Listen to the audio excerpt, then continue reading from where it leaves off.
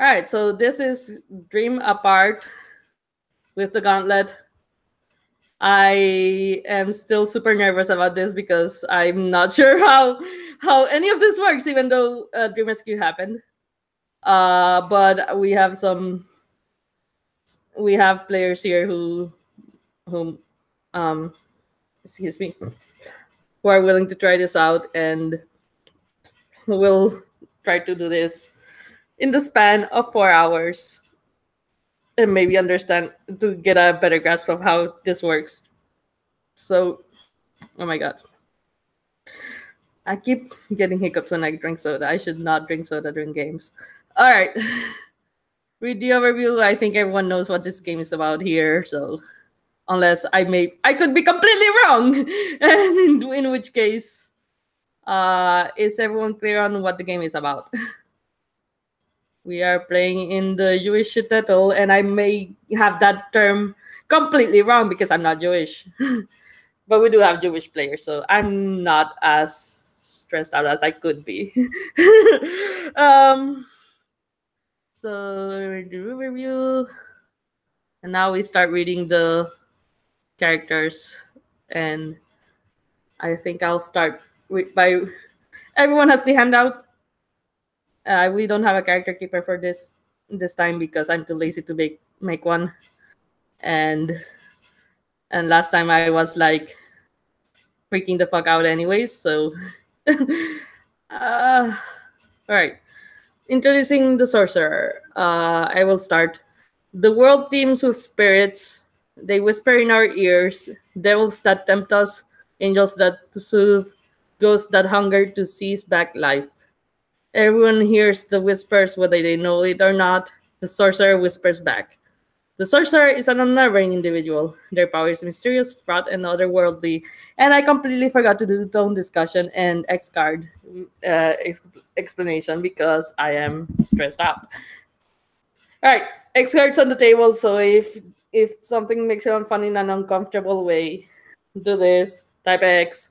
Let me know. We won't question why you X carded something, but we might ask what needs to be excarded, but no questions will be asked on the why. Tone discussion. We should probably discuss the tone of this game. Like, where do we want it to go? Like, I have no idea because we were talking about Fiddler on the Roof. I've seen it, but I was like 5 or 6. So I don't know. I remember it being sad because the protagonist wanted his daughters to marry rich people, but then none of them wanted to marry rich people or something. But anyways, what do you guys think?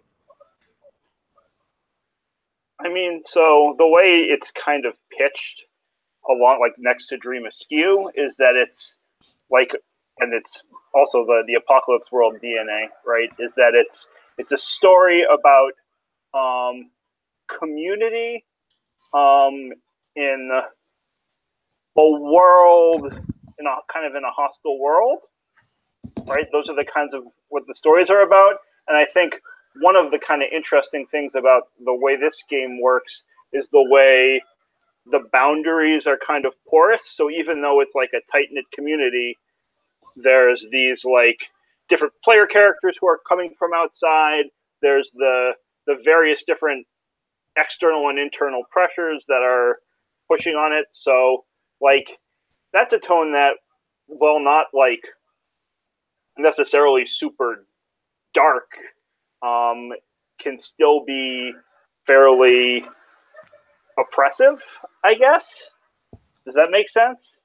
Yeah, that makes sense, I think. Like, yeah. It's still not happy. Right. I mean, looking at the rules, it seems like we can do a great deal to define the tone when we choose blessings and curses for the game. Right. Yeah. All right. So we'll go into some characters. I did the sorcerer just now because. So who wants to read the matchmaker? the blurb on introducing the matchmaker. Here, I'm not muted yet anymore, so I'll do it. Introducing the matchmaker. Your game, reconciling irreconcilable demands, turning goats into darlings, knowing everyone's price and everyone's vice. That the rabbis of the Beit Din pontificate, it's the gossip of the market square and the mikveh, which is the shtetl's lifeblood, and you own that. That's the rabbis of the court and the gossip of the ritual bath, which is the shtetl's lifeblood. You own that. The matchmaker is a persuasive individual. Their power is social, material, and contingent. We might have different PDFs because I have the one I have doesn't have all of that, or it's in a different order. So I'm like, interesting. I don't know, I'm just reading the one you sent me. All right, that's the one I have. So all right, He defined a couple of the terms that were not. Yeah, sorry. Yeah. I interrupted to define some of the terms. That might. Okay. That makes more sense. Thanks, Stephen. Yeah, that's what happened. Right. I would leave definitions for when we actually start playing, and got it. We need to know what things are. All right. Sorry, I was just confused. I apologize. Let's go to the midwife, and no apologies needed. You're fine. Wants to read the midwife. I'll do it. Introducing the midwife. Birth is always in the shadow of death. Blood, pain, labor, Lilith plotting to steal infant breath. And yet, in that first breath, the world and all its joy are born anew. This is where the midwife stands, in the balance. The midwife is a resourceful individual. Their power is material, reactive, and humane. All right. Who wants to read the klezmer? Kyle or Jordan? Yeah, sure. Introducing the klezmer. Is it that you break too many hearts, too many rules, too many promises?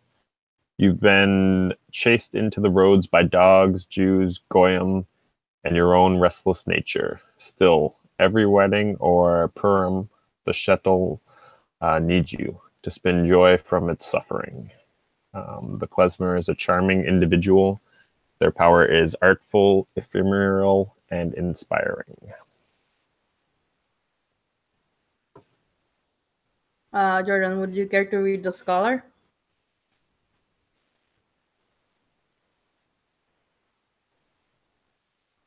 You're muted.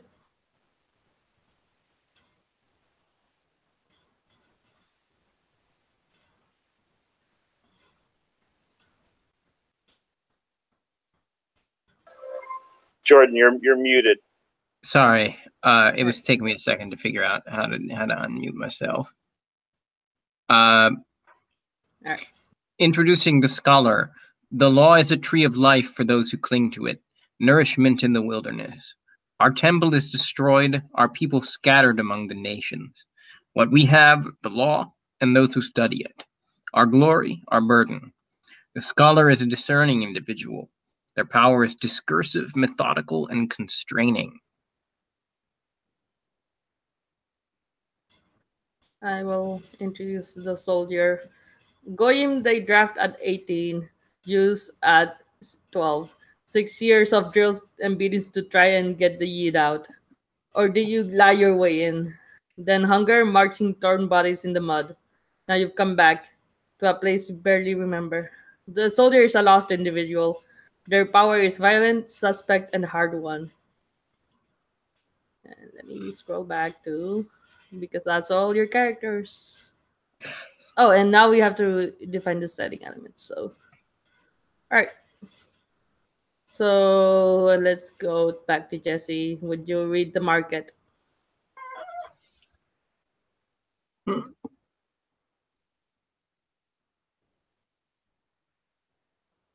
Sorry, just 1 second. I am. All right. You also play. Sorry, I'm on. You also play the market. Forbidden to farm, we find other solutions. A few of us serve the interests of the powerful, as tax collectors, estate agents, financiers, advisors. so that when the Goyish peasants rise up against their oppression, it's killing us that sates their discontent. Others are millers, tailors, shoemakers, bakers, blacksmiths, distillers, tavern keepers, carters, peddlers, rag pickers, beggars, thieves, and prostitutes. The lords own the land, the peasants work the land. We are the landless go-betweens, living by wit, grit, and moxie, eating potato peels and kasha, but maybe just one good deal away from dining on goose and white bread.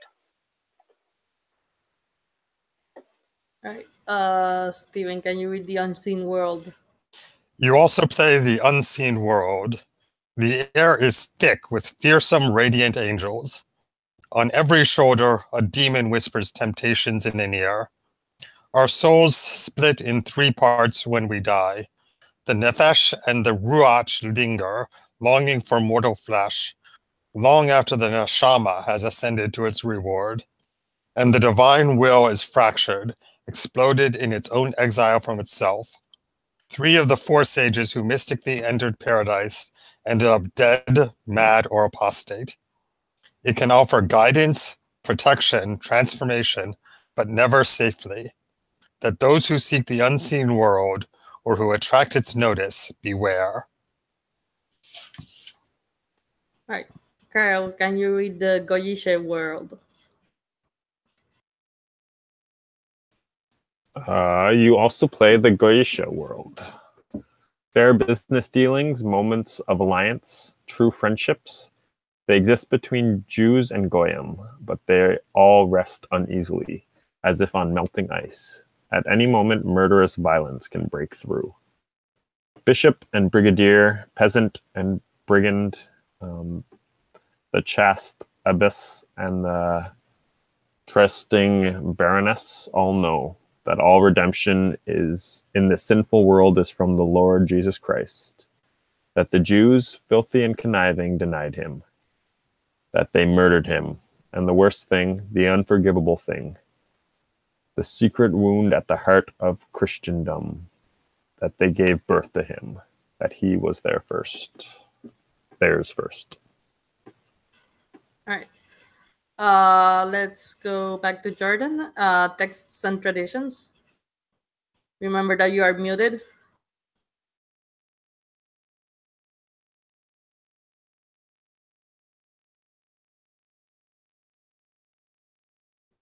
You also play the texts and traditions. When the sages of the academy debated the matter of the oven of Akhnai, a divine voice spoke from heaven saying, Rabbi Eliezer ben Throcknus is correct. But the scholars retorted, the law was given to us. It is not in heaven. The tradition, eternal but ever-changing, is a tree of life, nourishing those who cling to it with sincerity, mercy, and wisdom. But the evil urge is a scholar too, tempting the arrogant. Applied without loving kindness, tradition can become tyranny. The sheltering branches can become a thicket, and seekers can go astray.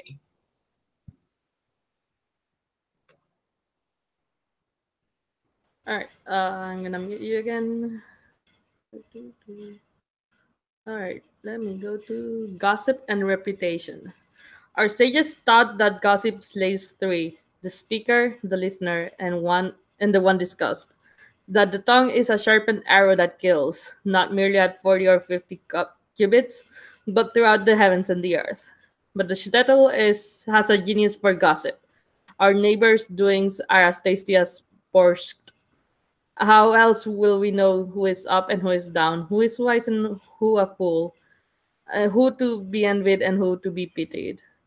Are we not also commanded not only to love, but also to rebuke our neighbors? Without gossip, how will we know who to rebuke? And now, Jesse, read The Wild Forest. You also play the Wild Forest. Bandits, of course. Lone cottages of woodcutters, revolutionary, and who knows if they'll want to claim the shtetl or to burn it. The Roma with their wagons and horses and fiddles, ready to trade melodies. Fairies and trolls and stranger things. Things the Goyim here worshipped before the cross found them, hiding in the deep silence. Beyond the shtetl's bounds, past the farms, over the rushing brook, its shadow creeps onto acorns and falling leaves. Sooner or later, perhaps, you too will have to venture into the wild forest.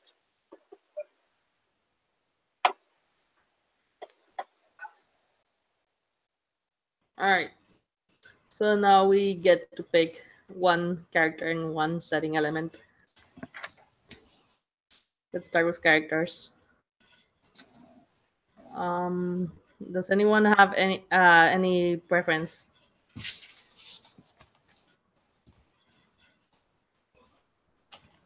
I think these are all kind of cool archetypes, so I'm happy to do basically any of them.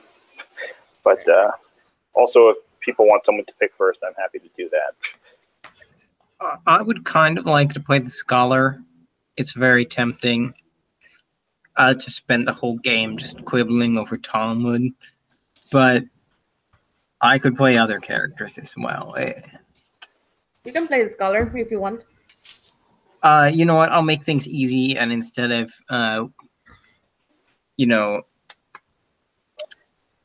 waffling about it, I'll play the Scholar. All right, cool. Anyone else have any preferences? I'll take the soldier. All right.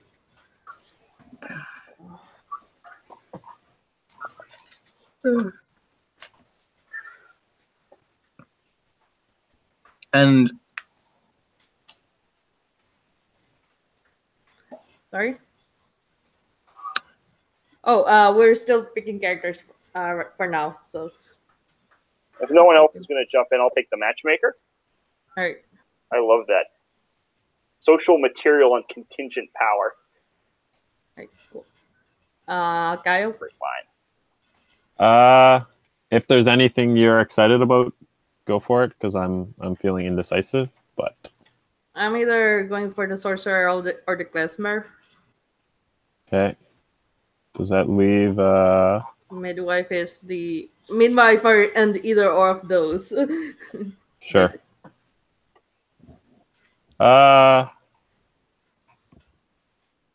Yeah, maybe. Yeah, I keep coming back to the sorcerer. Maybe I'll do that. All right, See I'll how be it the goes. klezmer then. And then let's pick the setting element that we start out with. So any one of those jump out immediately? I would love to play the Unseen World, if that's all right. All right, cool.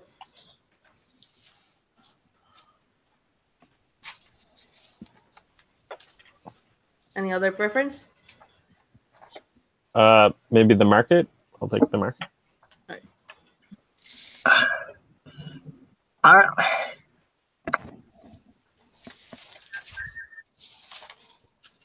I don't think I should play the text because that one has too much bearing on my own character. So I'll play I'll play gossip. All right. Steven, you have an idea of what you want? I'll play the Goyish world or the wild forest. I was thinking the same thing, so you pick one? Okay, I'll take the wild forest. Okay, I'll play the Goyishe world. Okay. So Do we have someone playing the texts? I mean, it's just we pick it up as we need it, and then that's how this works, if I remember correctly. Like if no one is playing anything, then when it comes up, someone picks it up and plays it. Oh, I might need to pick the text just to be able to prod myself. I mean, not necessarily because because it's basically when it comes up. Like, for example, when your character would engage in the text, someone else has to pick it up. Like, mechanically, you're going to end up engaging with that setting element. So, for you to, like, someone else is going to end up playing it a lot of the time anyway. Oh, fair enough. All right. So. But I'm going to play it anyway. Okay. All right, cool. Someone else can play. I just want to prod this really hard. All right, I am typing in the chat the choices I made. Good call. In terms of so we should put our character choices in, like, how do we want to track the things we're choosing on our character sheets? I have no idea. Like, I'm making notes for myself, but maybe do we want to put them in the chat? How do we want to? I think I'm gonna open a. I'm gonna make a Google. Sorry, a Google drawing, not drawing. Sorry, doc. Great. Because that seems like a more reasonable idea than than the alternative. Um,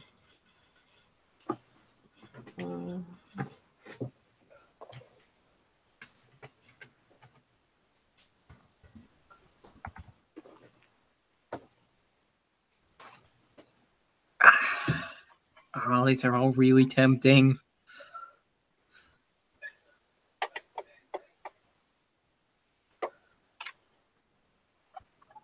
all right, so let me get sure.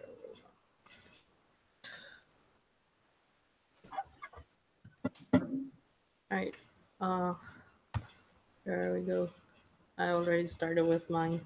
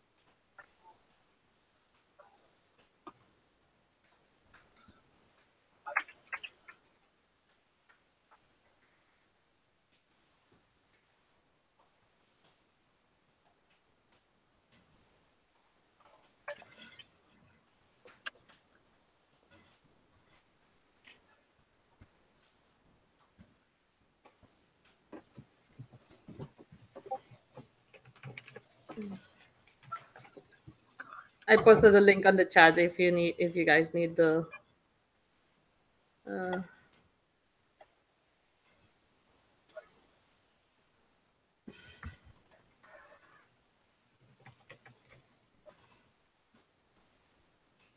Are we going to share the doc, or should we each make our Shared. Like, It's shared. So I'll just like make a space for. Is there a link to the document? I did. Ah, there it is.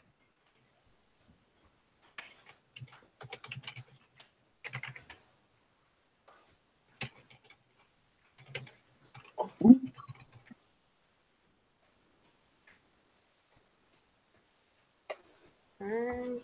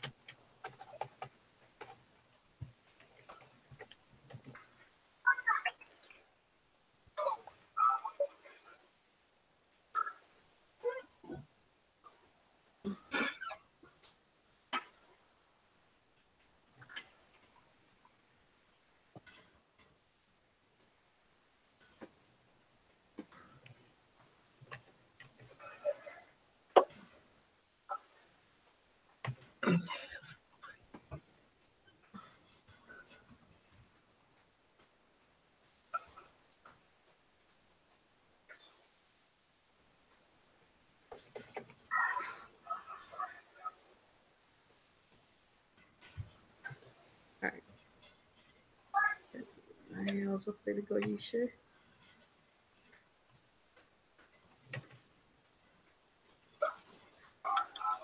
Sorry.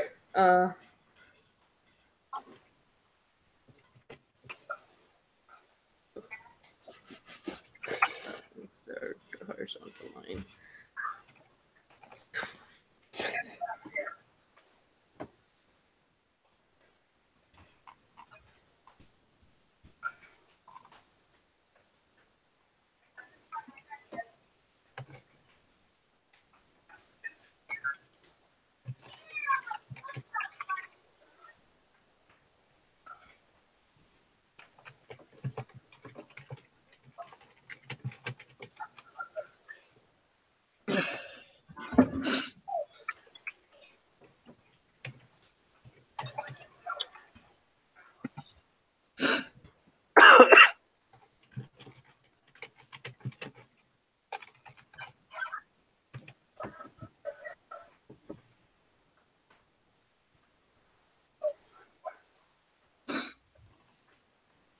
Alright.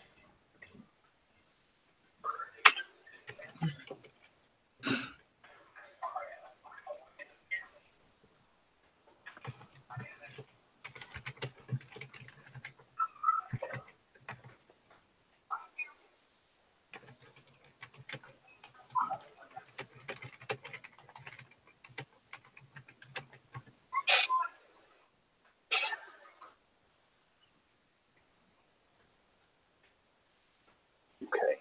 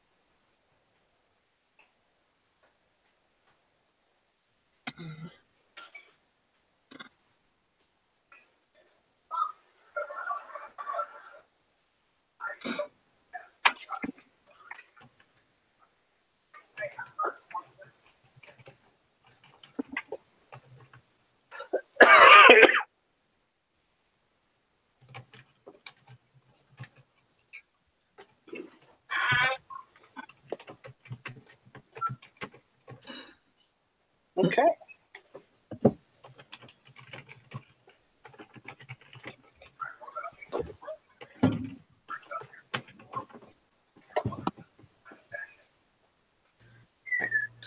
Please let me know when you're ready.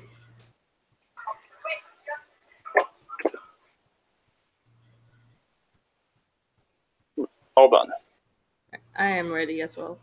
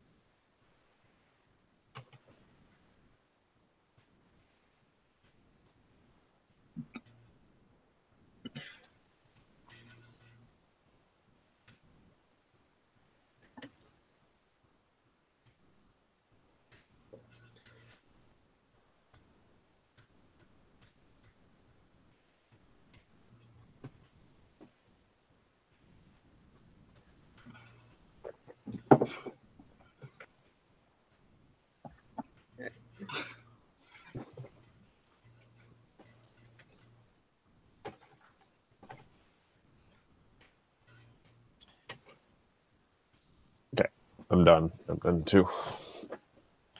Alright. Okay, Jesse, you've got my son who was drafted by the Tsar. Do you think it would make sense for my character to be your son? I was thinking about that. Sort of depends on how old you see yourself as, but I'm cool with it. Yeah, Like- I mean, I I see myself as basically somebody who was a soldier for a few years and then was discharged from the army and came back. So that would fit. Right. So I mean, like, I can be as old as in my mid to late 60s. So you could even have served, like, however we want to play it is fine. I just wanted to make, like, so long as you didn't want to be like someone who was like really old or even like late middle age. No, I was thinking someone who had been in the army for maybe 4 or 5 years. So maybe I'm in my early 20s. Great. So then we can definitely make that work. I think that would be cool.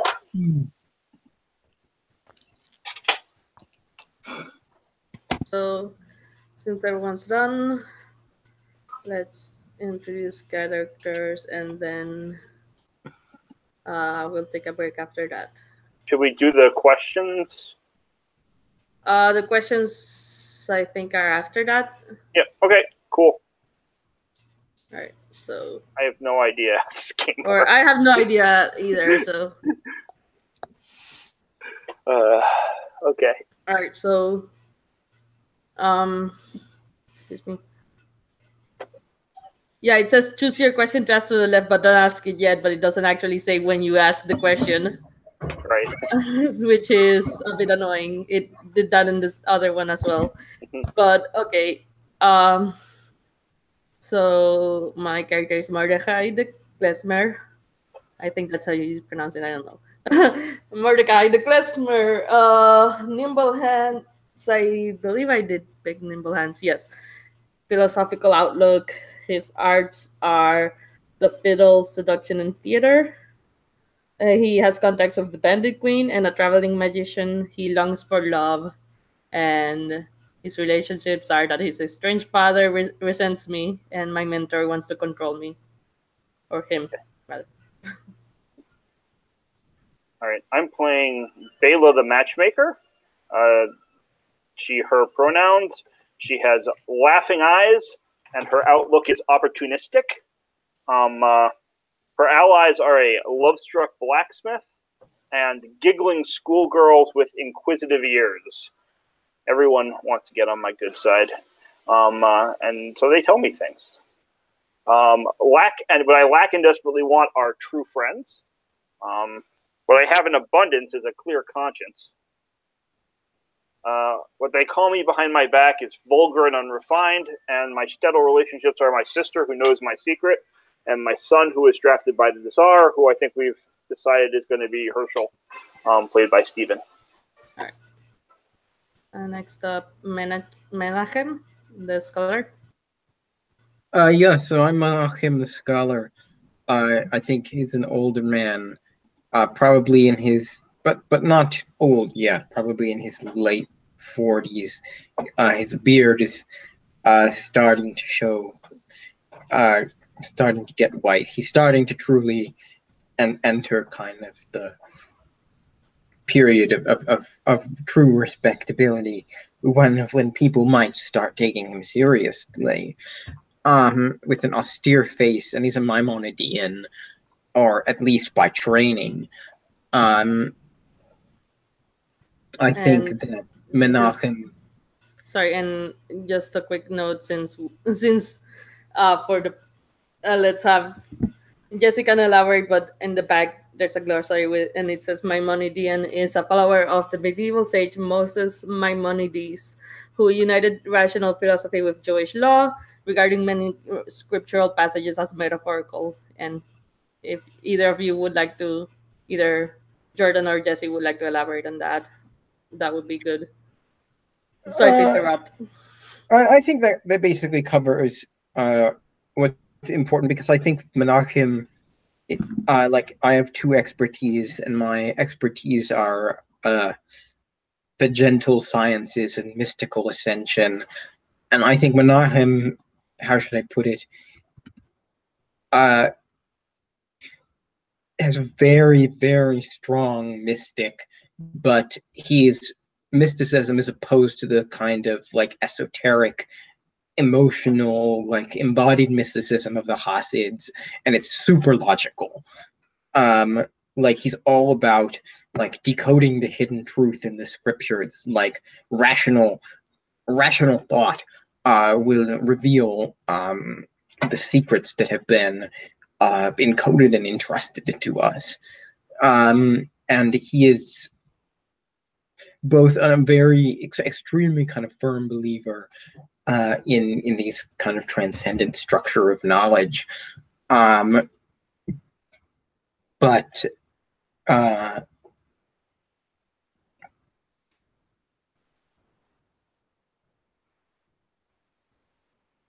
I think Jesse had that question in the chat, or someone did.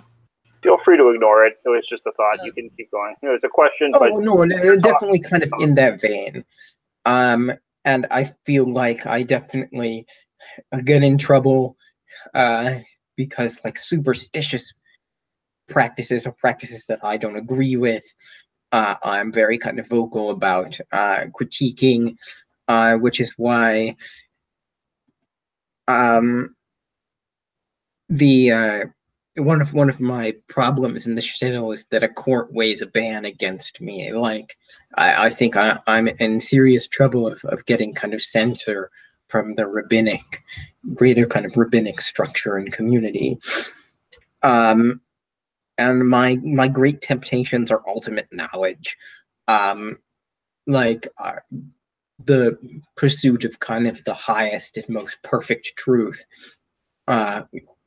which draws me away from the world in despair and self-loathing, perhaps even the belief that our people are unworthy of the covenant. And my belief in how to obtain ultimate salvation is through decoding the secrets of the book of creation. So I'm really, really into gematria, which is numerology, like assigning numeric values to different words and passages. And I think I've been attempting to use these with the newest kind of advances in the mathematical sciences. And my other problem, which is very much tying me to the world, is my feuding children.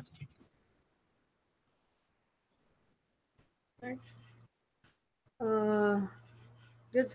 Let's introduce Herschel the soldier. All right, Herschel, he's about 24 years old. He returned from the war with a scarred face. He's been marked by his experiences. His outlook is he's a survivor. He does whatever it takes to survive. The skills he brought back from the war: brawling, hard drinking, looting, and scavenging. And basically, he's been coarsened by his experiences as well. He brought back tuberculosis and a forbidden book, so that's a possible hook for him to interact with Menachem and Zalman. And what haunts me most is what I did in Sevastopol.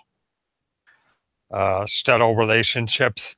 My siblings resent my return, and my best friend fears me. Are you my child? Yeah. No, we are. Well, we established that that Herschel is Bela's child. We could say that Bela and we could have a Menachem child together. We could be divorced. That might be interesting. Yes. We could be functionally divorced, which would make things even more interesting. Like we live apart, but are still But I think that's a different. Like, I feel like that would be one of my main conflicts.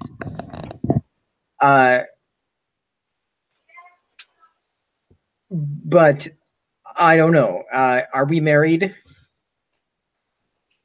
We can say no to this. It might be too tight of connection. I'm okay either way. I like the idea. I don't like the idea of us living together as a married couple. I feel like there's like a certain. My sister knows my secret. Maybe the secret is that we're not actually divorced. But right, that we're separated and everyone thinks we are. except for maybe the people who like the court who would know about the divorce documents. But like, I don't know, maybe it's too much. Maybe you're right. But I like it.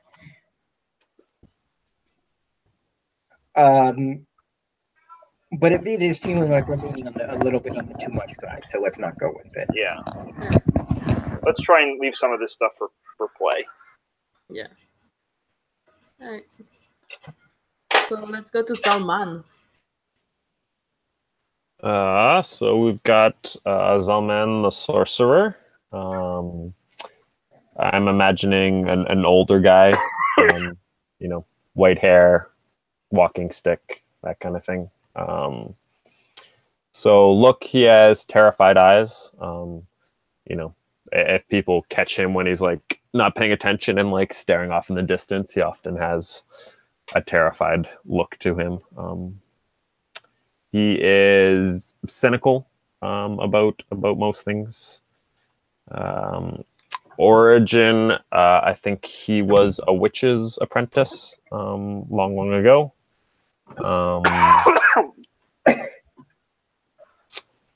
And then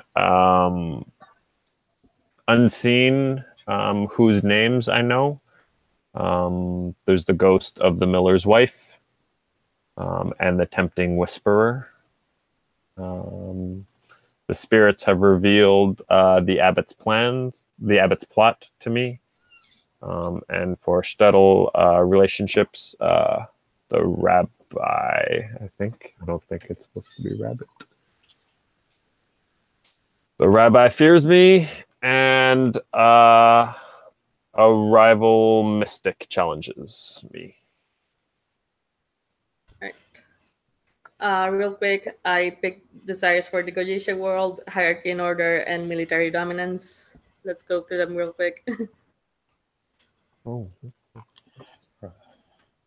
For the wild forest desires, I chose freedom from constraint and custom and refuge. For the unseen world, I chose desire for intimacy with the living and rebellion. Right. And then I'll wait for the other two. Those are in the setting elements. There are two desires each one has. So if you can pick your two desires for text and traditions and market, that'd be good.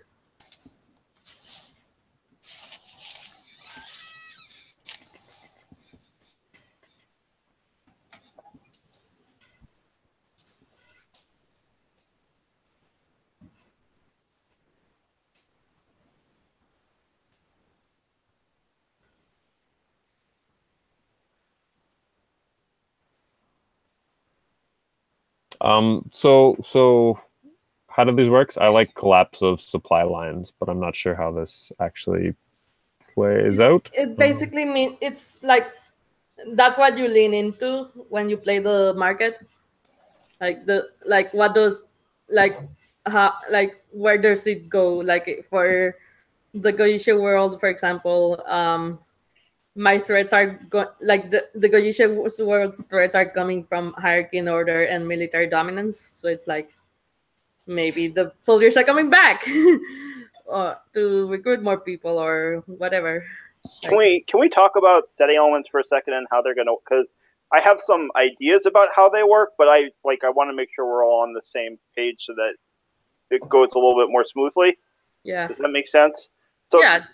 So here's kind of how I read it. Maria, you tell me if this follows what your experience was. But it seems kind of like basically these desires function kind of like GM principles for, you know, like when you pick up a setting element, you're functioning kind of as the GM for that setting. And we know when that happens based on the pick, like the pickup when is the trigger. And then you pick it up and you're like, okay, this is what happens. What do you do? And then you get a list of, so the desires are kind of like the GM principles, and the moves are like your standard GM moves in any PBTA game. Does that make sense? Is that how that kind of works? Yeah, I think that is correct.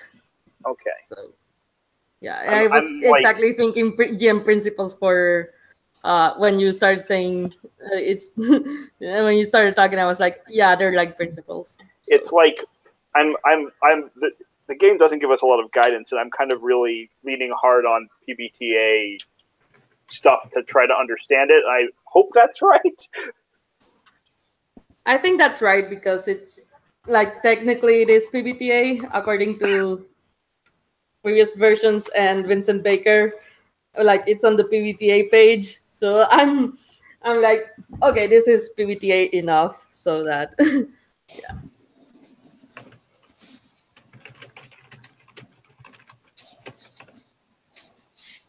All right. So we have texts and traditions are done. So can you tell us what those are? Jordan?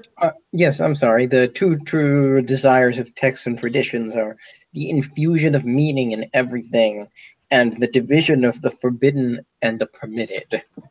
All right, cool. And for the marketplace, I put less for some and more for others, and collapse of supply lines. All right, cool. Let's take a 5-minute break here, and then when we get back, we'll do the questions and the shadowle, and we'll start. Okay.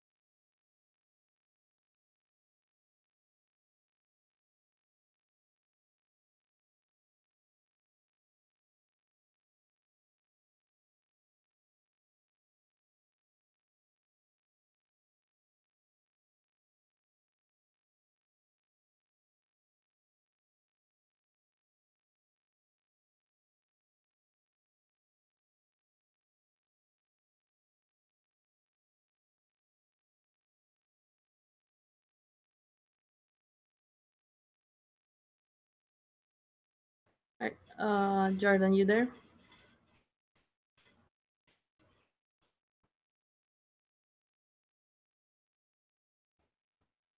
I am.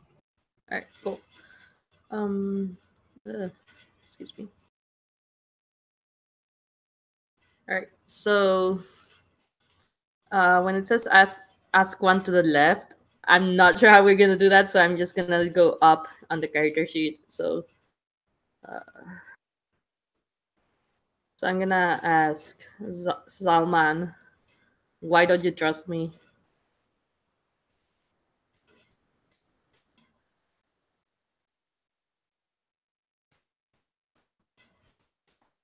Why do I not trust the klezmer? Mordecai.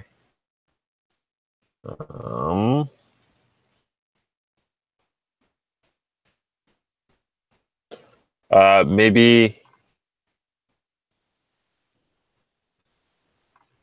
maybe I tried to like give you what I felt was like really important advice that you really needed to hear, and you just paid no notice to it, and so someone that foolish can't be trusted. All right, so let's go to Bela. All right, and I'm asking Mordecai a question. So Mordecai the klezmer. So why have I been sizing you up lately?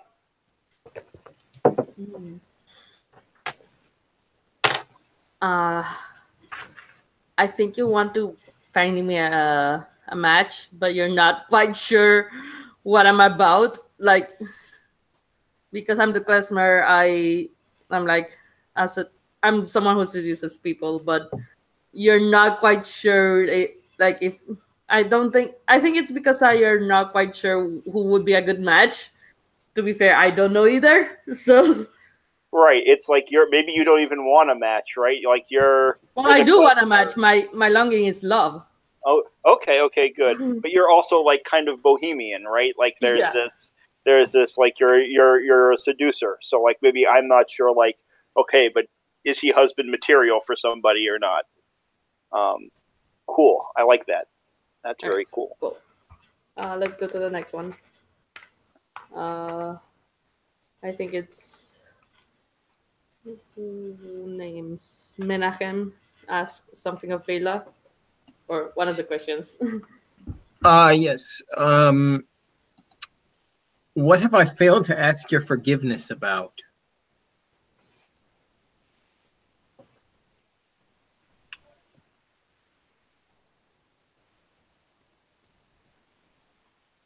I think it was like a very simple thing. Like I think that I was trying to set up one of your children, maybe a daughter with this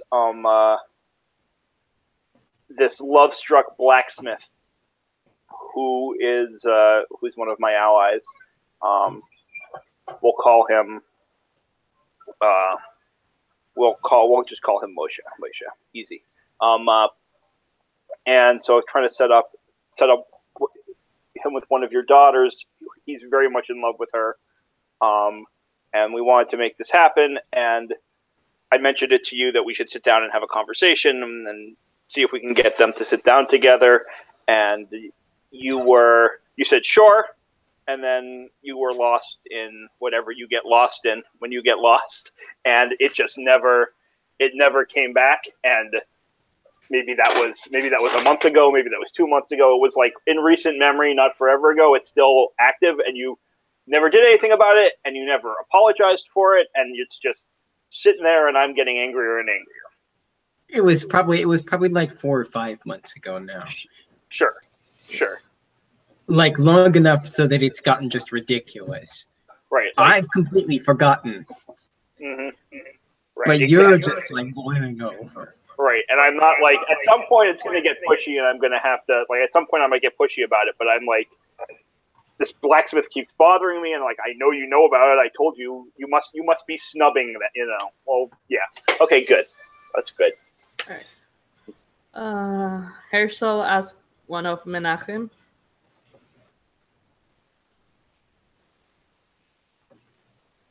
You muted. Sorry. Menachem, why do you wish I had never come back?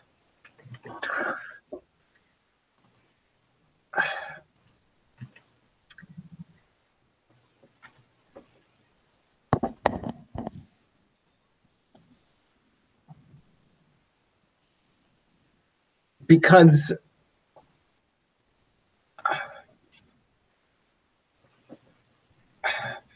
that's a good question. I almost want to say it's because you're a brute and you're the living representation of everything bad that the Goyim think about us. And with you walking around, well, perhaps they're not even so wrong to think it. Damn. All right. Zalman, ask one of her show. Oh. Kidding. You'll bring trouble on our people. So, Herschel, why do you seek my help, and what are you afraid it will cost?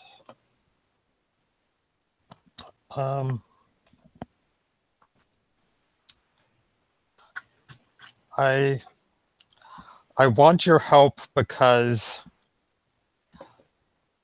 I conducted a forbidden ritual in Sevastopol, and I think I am cursed, and I am afraid it's going to cost my soul. That's great.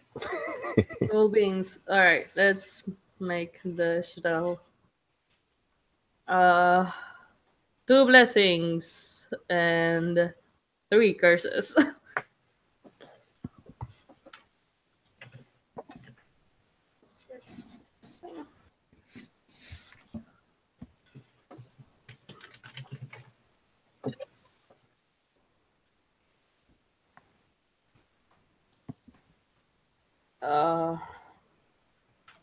Who wants to pick a blessing or a curse? We should probably discuss these, but let me. Trying to think of something. So good. Well, they're in the sheet, so. One thing to think about, especially since that we don't have a good sense of like how this game plays, is to try and pick things that like will drive action early. All right.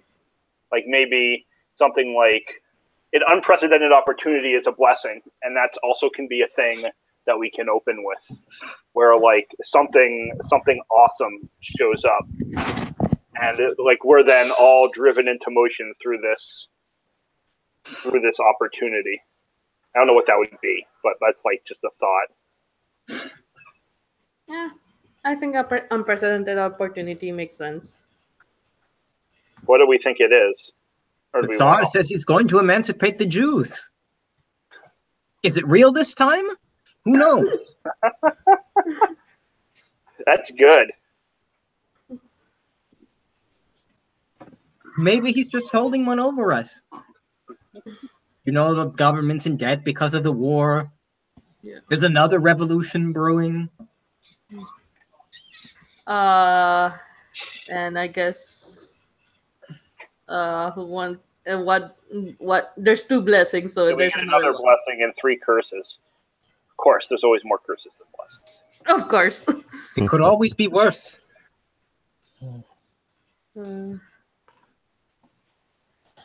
I'm wondering if maybe there are wise sages here, because we've got the scholar and the sorcerer. This sort of seems like an academic community, maybe. Yeah, and the classroom is philosophical, so like we're all smartasses, I guess. 3 curses. I think there's a pogrom brewing. And that's another good one to drive action forward. I like that. And I will see if pogrom is one of the things that. Yeah, I mean, maybe it's these rumors that the Tsar is going to emancipate the Jews. It's got people riled up against us. Mm-hmm. Good. Can someone remind me what a pogrom is? It's a basically a massacre directed at Oh. the Jewish community. Oh, okay. That makes sense. Like a raid that Right. results in a lot of death and rape and bad things. All right. 2 more curses.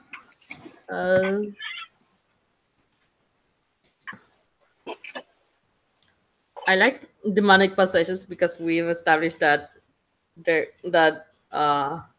Hersham did a ritual and now bad things are happening. So Right. demonic. But I think there's something in our own community as well. Yeah.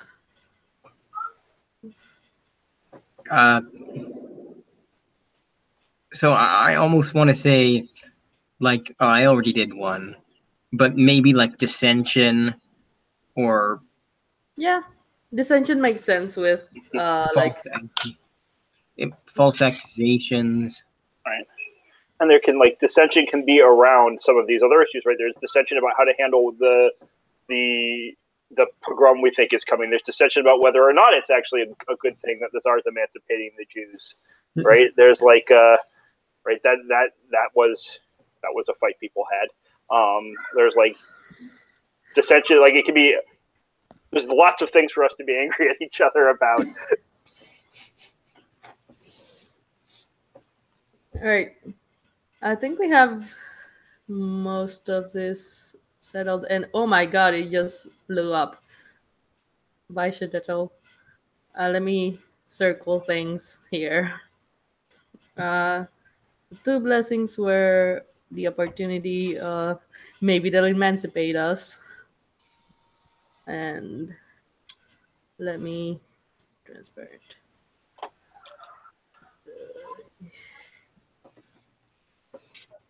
Why say this?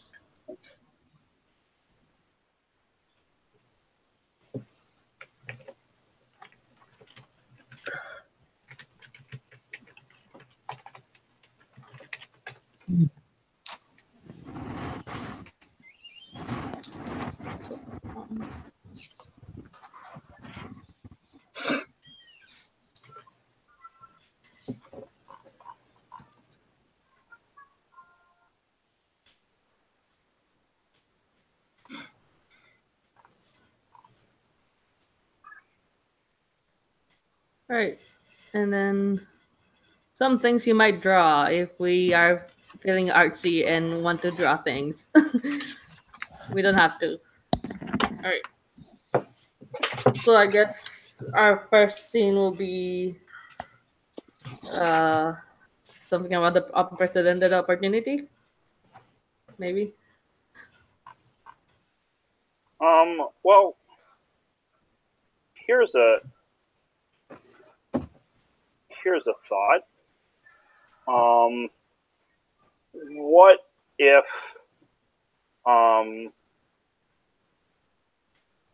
trying to think about this.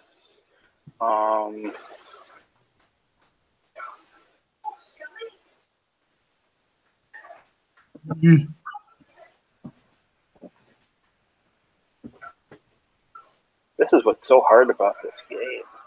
All right. Yeah, so, I know, right? How do we set the first scene? So here's a thought. At least to start with, for this opening scene. If people are cool with that.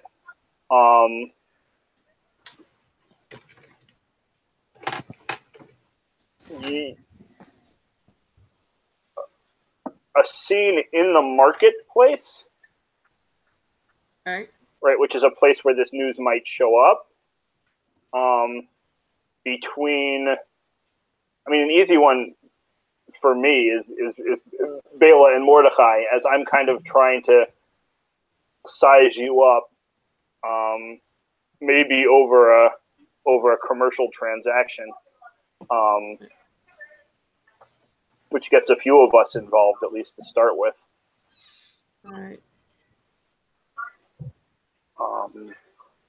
And I think Kyle is the market, so or he's playing the market. So what?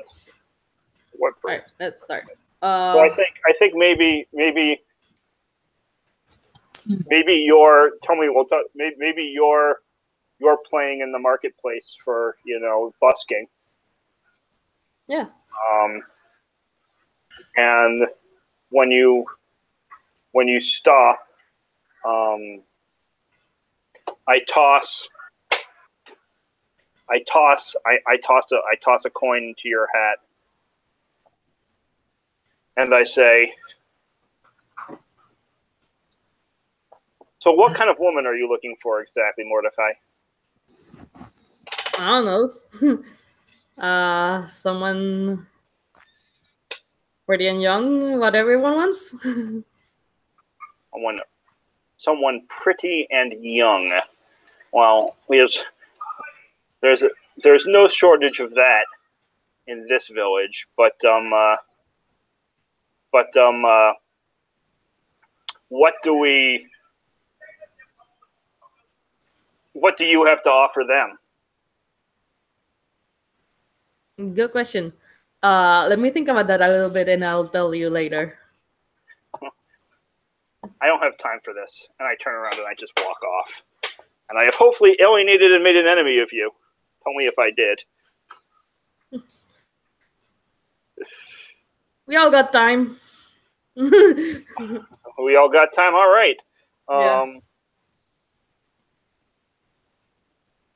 Yeah, that didn't go great. I have no idea what I'm doing either, so... All right, let's... maybe ask the market what's going on. Yeah, this is where we need the GM to... Well, Kyle is the market now, so... Yeah. Yeah, I mean, I was watching the scene, looking to enter something useful into it, but all right. How about I push? How about I do it this way? Mordecai, fine. You want a young, pretty woman for your wife.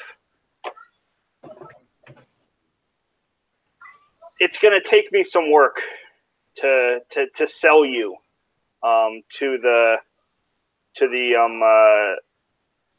even marginally appropriate women who meet your description. So that's gonna cost a little something.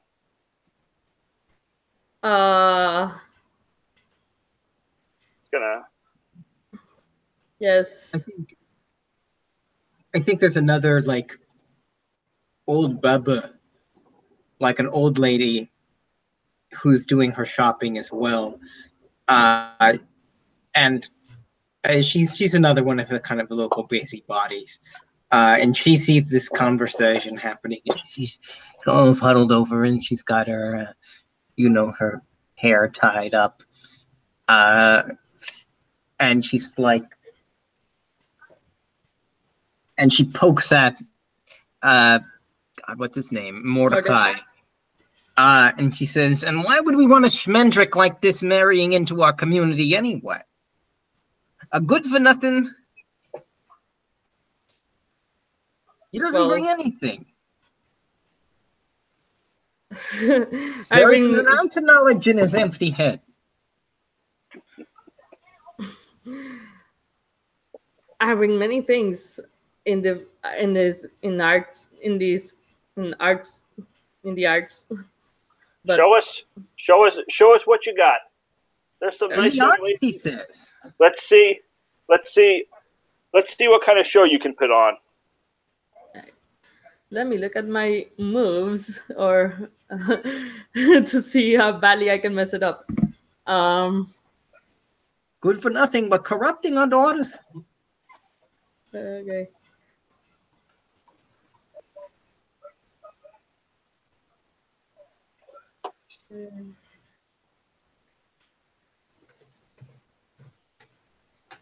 Oh my God. All right.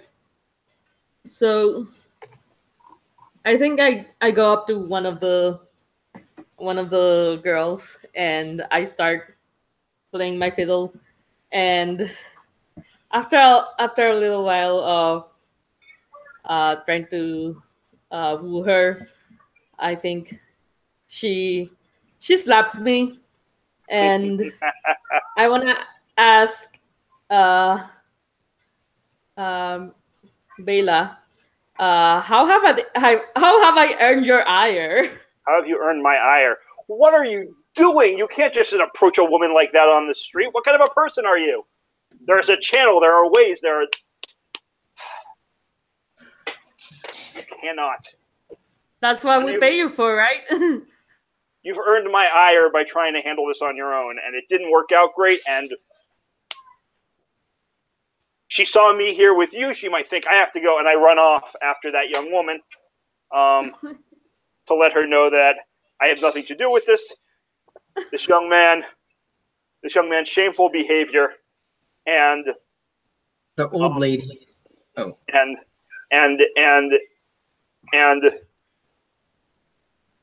we're done.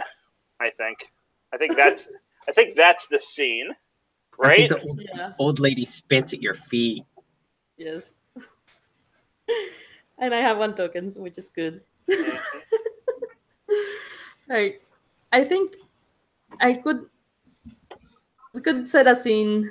I can play the Goyisha world with the news of the possible emancipation. Good. Who wants to be in that scene?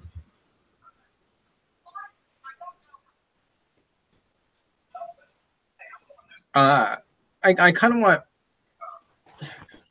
Menachem to be in this scene. All right.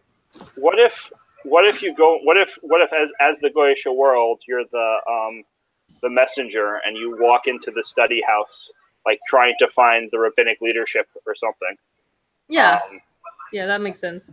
Like to let them know about this. You're this messenger from the government or whatever, and Menachem is there, and who else is there? I'm not there, that's for sure. I think Zalman is there. Yeah, Zalman could be there. All right. So, yeah, let me give him a name. The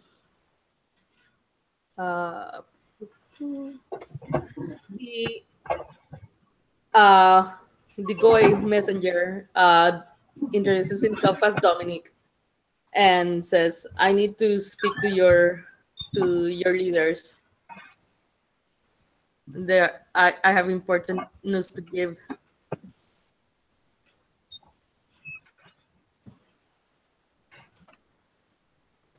I think Computer became unplugged.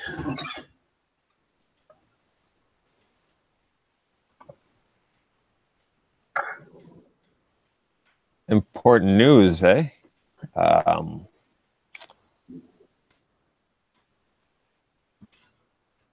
Important news. Now I'm saying the mikvah needs to be 144 cubits. But ours is only 143. And I'm gesturing with my kind of measuring implement.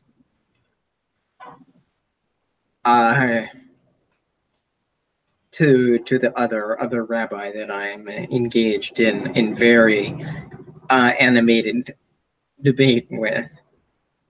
Yes. So who is the leader? Out of character, who is the leader of the, or who would this messenger talk to?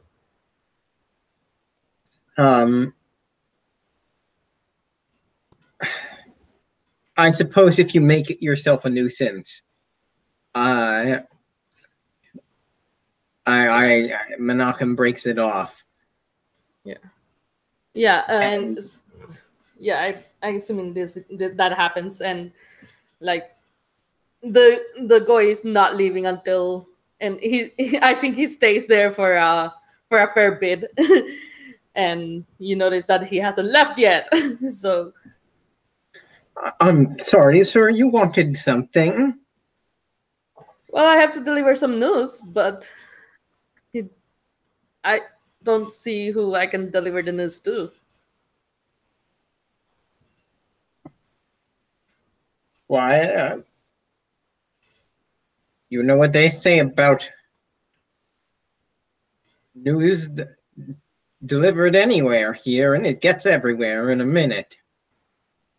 Well, If you have something to say, you can say it to me. there's Or to Mendel. there's something big happening to the Jews soon. I'm not entirely sure what it is, but something's gonna happen, I believe. Or something will Is happen soon. that a threat? I'm not I don't know, I don't think so. It's coming from the Tsar. It could be Threats. it's I don't think it's a Lord threat. preserve us.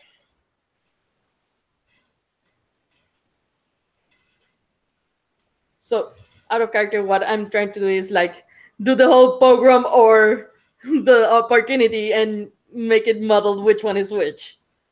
If that makes sense. No, it does. Yeah. Right. So Zalman, do you do something? What do you do? There's this goy messenger who doesn't seem to know what the hell is going on, but apparently something's gonna happen to the Jews soon.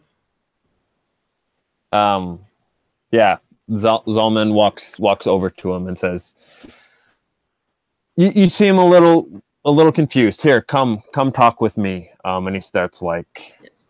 gesturing over to like a quiet thing, like a quieter area. Yes. And says yeah, what is?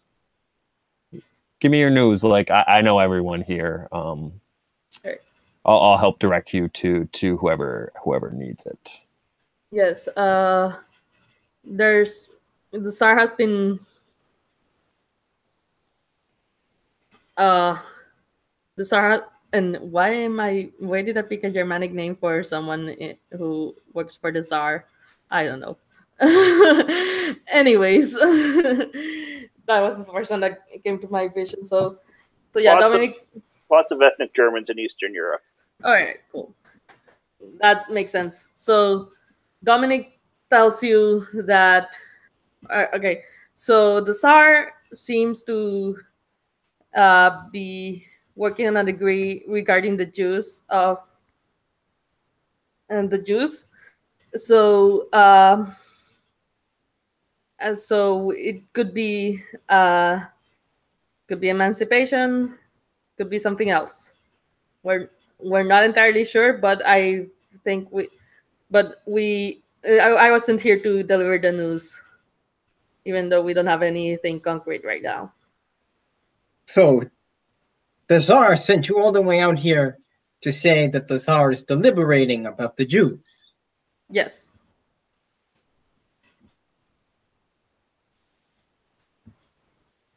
Perhaps the Tsar is more Jewish than I thought he was. Unusual Gentile behavior.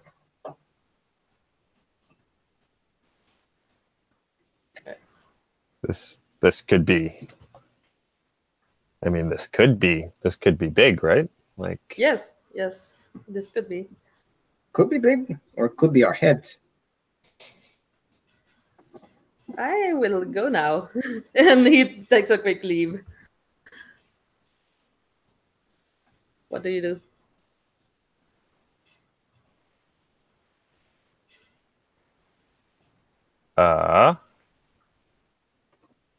What do I do? It is God's way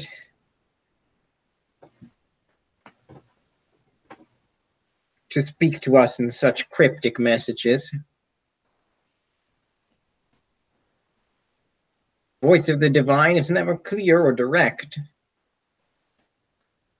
but it always speaks the truth. I wonder where the truth is in this.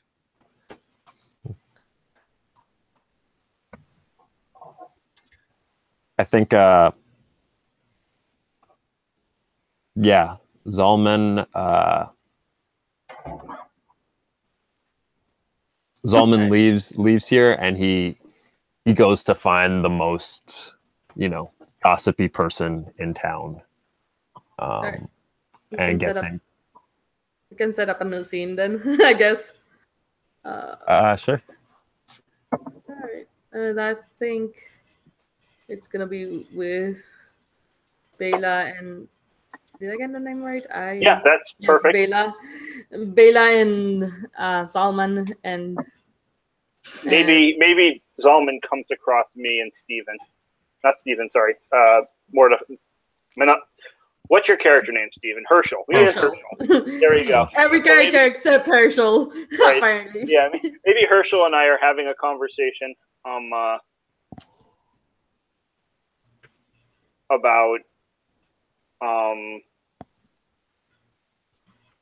his future. Okay. When Zalman finds us. So you're back, Stephen. Yeah. Yeah. Stephen or Herschel? Sorry, I keep on calling you by your actual name. I apologize. Yes. Herschel, so you're back. Obviously, I'm happy you survived, but a face like this, how can I mean, even with my mother, the matchmaker, who will take me now? I worry. And I am not a well man. My lungs. You are a miracle worker, Mother. I know that. But is there anything even you can do to help me? Well, in all honesty, Herschel, since you came back, when did you come back? A week ago? A month ago? Say a month ago. Since in the month that you've been home, I've been pouring through my lists. I've been wandering the streets. I've been talking to every mother and grandmother in town. And I don't know. I don't know that I can find you a match. I think that maybe you should set your sights on something else in life. Family is good and important for most of us, but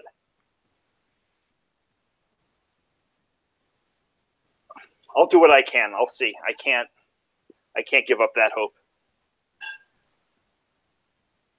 Zalman, whenever you want to jump in with Yeah, I think partway through that conversation, Zalman kind of walked near you guys and was just kind of like staring directly at you, trying to like wait for you to like politely finish, but like. So I turn to you. I say, "What do you need right now, Zalman?"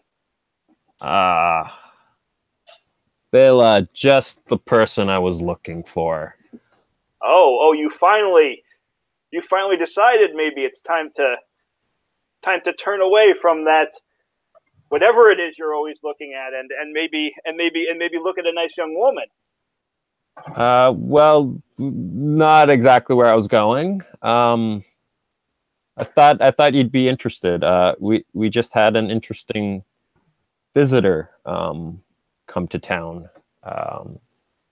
Apparently the Tsar is speaking of us. It seems as though things are afoot. Could be good. A little vague, but it's always best to plan for. You know what happened the last time the Tsar poked his face into this town? He took my son away. And look how he's come back. Sure, but doesn't mean it's always going to be bad. This messenger, he had words of emancipation on his lips. Sort of slipped out. Not what he was intending to say, but it was on his mind. And what good has emancipation ever done our people? You remember when Napoleon came through? We had that minute. That one minute. My grandmother told me an entire generation lost, just disappeared. Better we stay here in our homes. We don't need to vote for the parliament. What good is that if we don't have each other?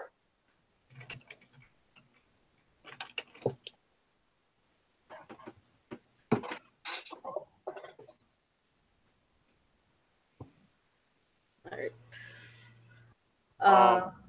Is there anything else? Anything more you wanna? I spit at Zalman's feet, and I turn around and I'm going to ask, how have I earned your resentment?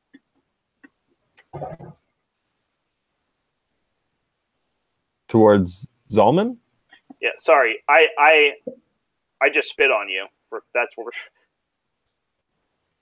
And then ask me how. So sorry. So this is the weak move thing. That's my question, right? One of my weak moves is alienate and make enemies of people. So Gotcha.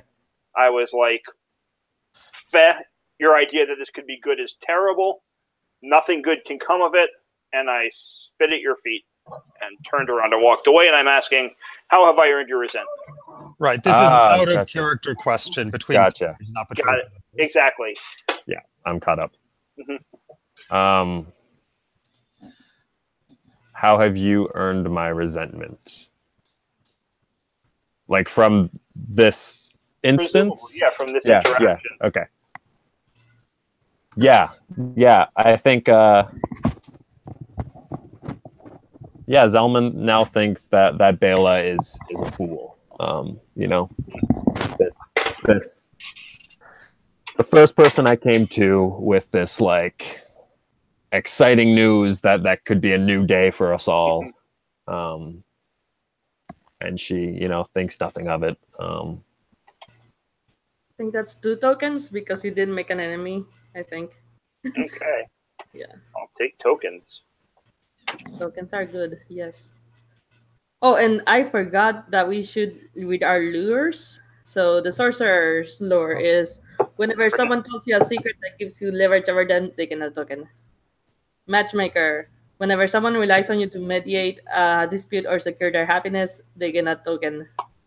Mesmer. When someone offers you a new gig or is moved to change by your practice of an art, they get a token. Scholar. Whenever someone comes to you for knowledge or is guided by your interpretation of the law, they gain a token. And the soldier. Whenever someone gives you an opportunity to prove yourself to the shtetl, they gain a token. And yeah. So, all right. We should push on those, I guess. Yes. I forgot to mention that those are a thing. Yes. All right. So I think that scene ends. If everyone's okay with it. I'm interested in a scene between Herschel and Zalman about the unseen world, since that is a thing. And we could also hit on that lore, the sorcerer's lore that way. It's like maybe Herschel confesses, if that makes sense.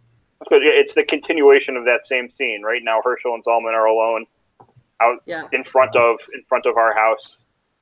As I have gone inside, right, and my eyes are my eyes are sort of wide, and I'm staring at your shoulder, and I just sort of, what is that creature? All right, so the creature that you see, and then maybe he'll answer you, but as the unseen world, I'm going to jump in and say, the creature that you see, is goat-headed, with very shaggy, not like a frightening demon goat, but like, your friendly neighborhood can-eating goat. Goat-headed, with a human body, completely naked, very hairy, and of course, small enough to sit on Zalman's shoulder. Right. I think I get a token for accidentally encountering the unseen world. And like maybe even swinging its legs like a child, sort of like playfully. You know some kind of incantation from the holy book that can ward you against demons. What is it? In fact, I think you wear it on your body. I think it's Zalman. Like you wear some passage. What kind of or in fact, that's a better question. What kind of receptacle do you keep it in? Is this from texts and traditions that you're Yeah. asking? Okay, just making sure. So it's a vessel. Sorry, what does it contain? It contains a passage from the Torah. Okay, right. Then it's supposed to ward against demons and the evil eye.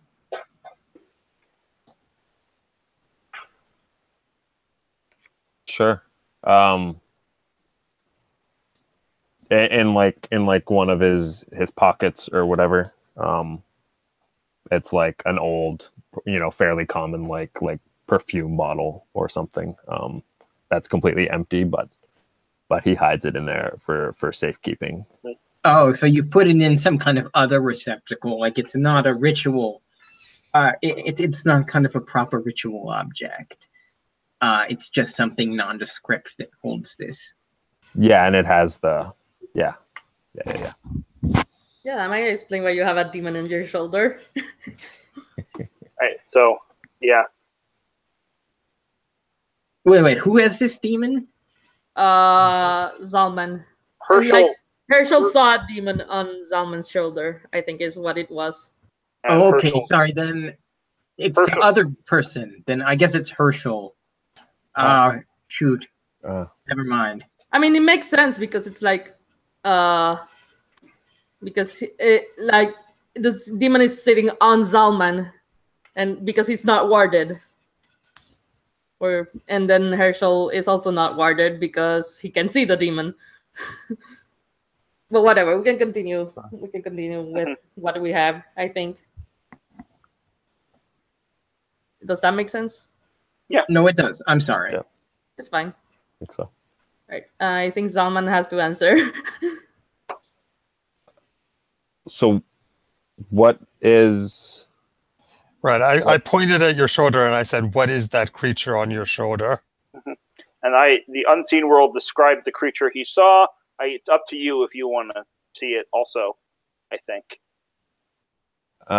Maybe it's unclear, but he turns back to Herschel and says, not sure what you're speaking about, Herschel. Are you feeling okay?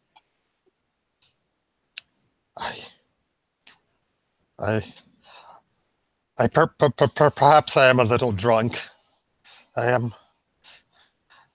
have seen so many horrible things in the war. But go and pray, Zalman. Pray.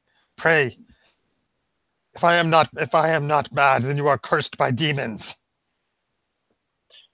The demon climbs up to stand on Zalman's shoulder, then hops over to Herschel's and whispers in his ear.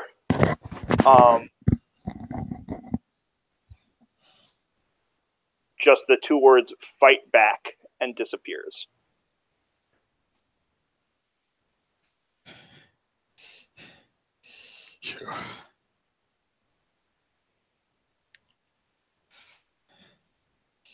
You get away from me! Get away! You are cursed! It's okay, Zalman. It's okay, Herschel. I pull a knife from my belt and I sort of gesture at you. Stay at a safe distance, but says, Herschel, you're just confused. Why don't you come with me? We can go we can go get some help. You know, we can calm you down. We'll go see.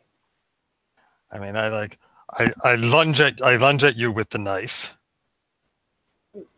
I want to pick up text and gossip and reputation, because you are definitely doing something transgressive right now. So Right. I will circle the 2 desires that gossip and reputation has. Hold on. You can continue your scene while I do that. Okay. Don't let me interrupt you. Well,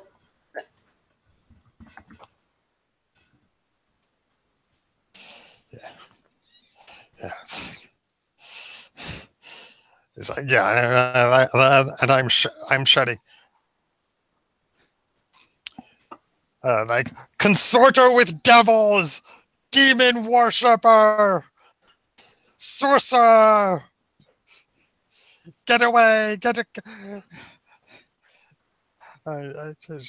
the name of Jehovah, in the name of Jehovah, be gone. Well, no, actually, I guess Jews wouldn't invoke Jehovah like that.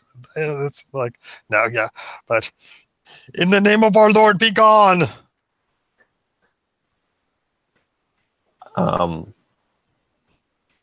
Yeah, I think Zalman's just gonna say to Herschel, like, as he's walking away, like, obviously you can see them too. There's much to be gained, if only you know how to deal with these things. If ever you want to know more, like come and find me. You have a gift. all right. So let's stop here. The desires I picked are the moral high ground and joy in the misfortunes of others. So I think word gets around that Herschel just threatened Salman with, who is, so how I get the feeling that he's one of the respected elders of the community, somewhat. Is that correct? He was with he was in the same room as Menachem when Yeah. the when the Goy messenger came. So he's pretty respected, and Herschel just threatened to stab him, thinking that he was possessed. So I think I think he's gonna have some nasty shit coming at him soon, if that makes sense. Can we take another break here? Yep. All right, cool. Sure. I will. We'll come back at some point soon. I just would like another break. Got it.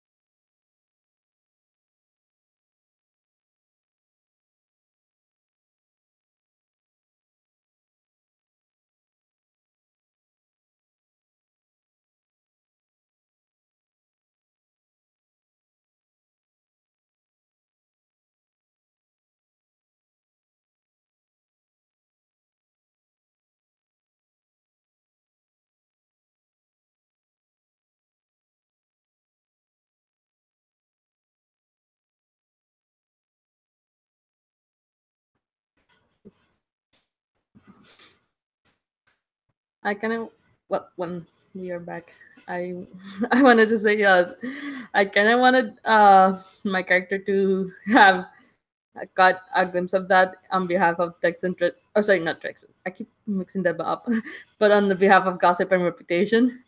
And then I look up my moves, and one of my regular moves is show up where you're least expected.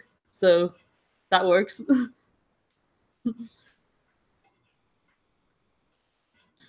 So when Kyle gets here, we can continue on that.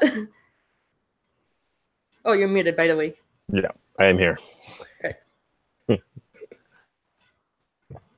So I think sometime during this debacle, Mordecai was watching because he can show up where he's least expected. So, what is? And I think that's how word of that debacle gets spread. So, what do you want our next scene to be?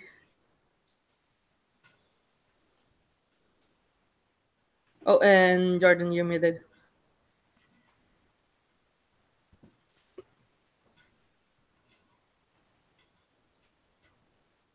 There we go. Oh, are you still talking? No, I was. Oh, there we I go. just took a breath. All right. Cool.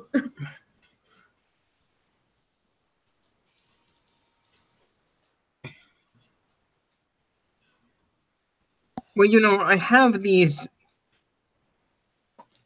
children who are feuding, but I don't know why or what about. Who has the force most likely to kind of weigh in on this? I think Bela, and then Are they daughters who are feuding about the blacksmith? that would be amazing. Yes. Right. The blacksmith is in love with one of them. Right. Let's give this. Moshe is what we named the blacksmith. This is an idea. You don't have to go with this, Jordan. But if they're both right, they're shooting it, and like you are just. It seems like I brought it up to you once that the blacksmith is interested in one of your daughters. That when the other one found out, she was furious, and they're feuding about that. But all of this is kind of like up till now has been like beyond or above your notice, beyond or below your notice. But maybe something happens to force it into your attention. And also, it's been going on for like at least 5 months. You just Right. noticed. I think. Okay, I think what it is I am. It's the early morning, and things are just, you know, the house is just beginning to get about, and I'm doing my morning prayers. I'm davening, and like, you know, I'm trying to pray, and there's just this racket outside. But you know, oh shit, no, that doesn't work. I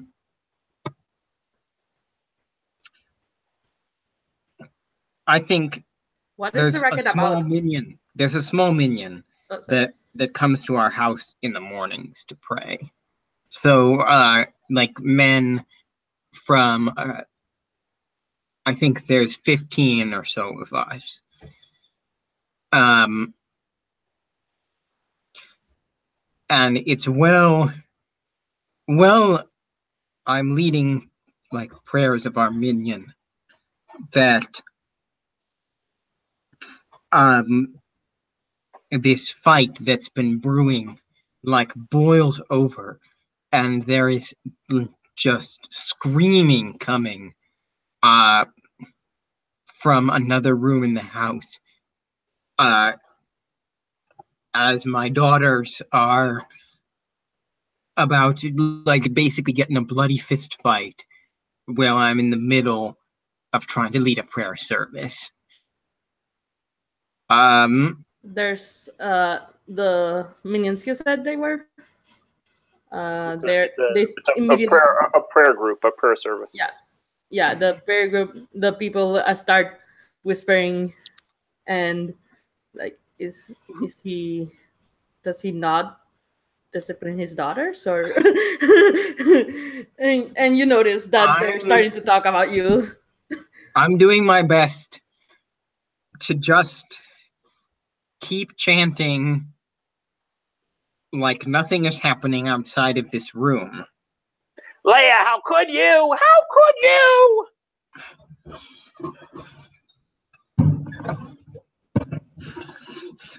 Oh no! Who wants to play Leia? I could just do both voices. It's not like unless we actually want to make this a thing as opposed to just a background noise for. No, this is gonna be a thing. We need someone to play Rachel. It's my other daughter. Okay. Well, Rachel is the one who just yelled, I suppose, because Leia is the one being called out. So we need a Rachel. Someone. We need a Leia. I would say I'm already playing the Gossip and Reputation, so. Kyle or Stephen, one of you want to jump in as Leia? Sure. Okay. Unless. No, go ahead. No, that's fine. Leia, despite being the older, is the unloved one. How could you? We're renaming that one too much. How could you? You knew I loved him. Changes every week with you. It doesn't matter. You'll get over it. Almost a year I've been making eyes at him. Not that he ever paid any attention to me. It's always you. And now you looked back. Of course. Can't control these things. The prayer group is still looking at each other. Everyone is hearing this. Yes, everyone is hearing this. Some giggles happen. Like, wow, he like his daughters don't realize we're in a service, or he doesn't raise his daughters right to like. Okay, this is a question for the gossip. Is Moshe a member of my? I'm not congregation exactly, but does Moshe pray at my house? And is he here today? Because I think he is, and I think he's getting so red right now. Yeah. I mean, one of the desires is that you're in the misfortunes of others, so yes.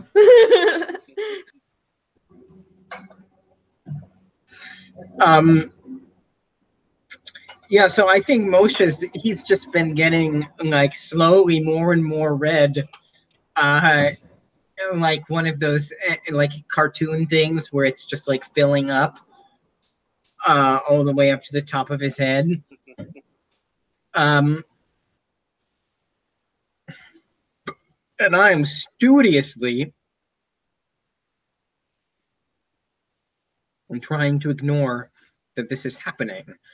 I think at this point, Leia storms into the house, which is probably not that many rooms, slams the door shut, walks past the minion, and like throws herself in the next room on a piece of furniture on a bed to cry.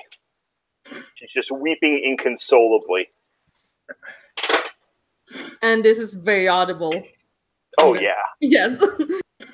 I think it's a little muffled, but we can hear it. It's just audible enough so that it's a problem while praying. I think I do my best to try and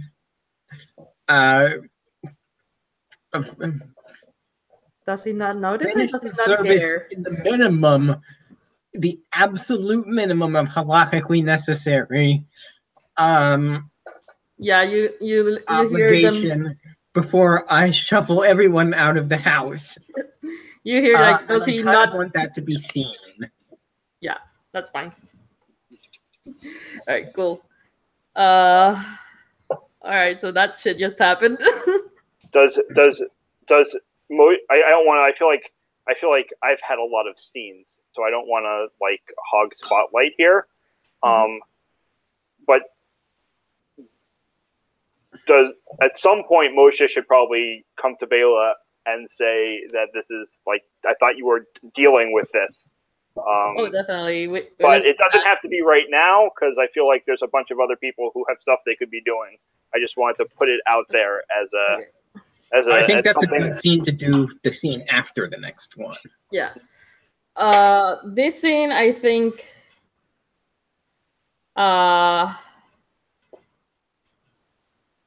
Something with Mordecai, because Mordecai has not been doing anything other than listening in and getting slapped by a girl. So I think well, maybe Herschel comes to Mordecai because, I mean, he's alarmed. He's seen this demon, and he doesn't trust Zalman at all. So it's like, Mordecai, I need your help. all right. Help me. I need. All right, who wants to pick up gossip and tradition and gossip and reputation? Because I kind of have to give it up if I want to play Mordecai right now, or give it up for now since that is a thing that happened. Is it? Or not Mordecai, Menachem, I guess I want you to go see. Yeah. Oh, Menachem. Okay. Yeah. Sorry. Fine. That's fine. Sorry. It's fine. Got the names mixed up. All right, so I can keep gossip and reputation and keep playing with that. Yeah. Like I'm fine. Like right. But I wanna say that I'm fine with having Mordecai be less of a forefront character, right. especially since I'm having fun being like somewhat GME. So, Right. Yeah. So you go over to Menachem, who has clearly heard the whole thing with Zalman and you threatening him with a knife. Oh, well, I haven't heard any of that. Well, or maybe you have, but you don't care. I think that's more, or you have, but you haven't paid attention. It's more accurate, I think. Superstitious nonsense that you don't care about. Yeah. Well, I think, contrary, like there's hidden truth in these superstitions. I think it's curious that sometimes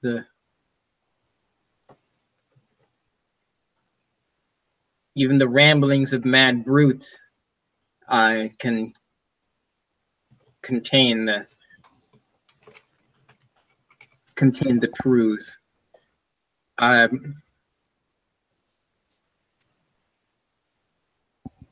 If one but applies the proper reason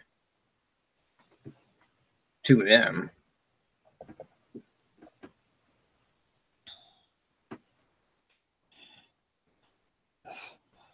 Yes.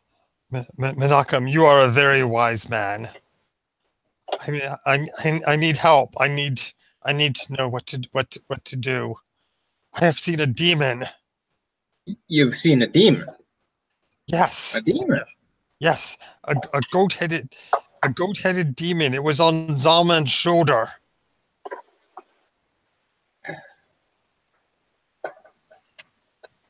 This is. How can such a thing be?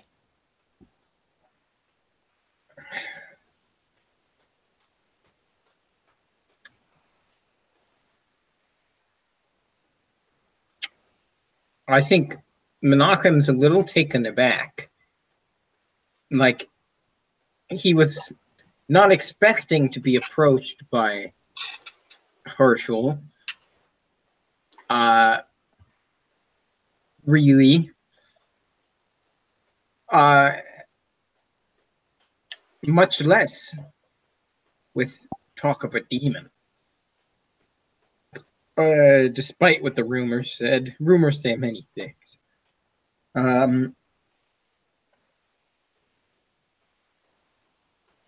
Well,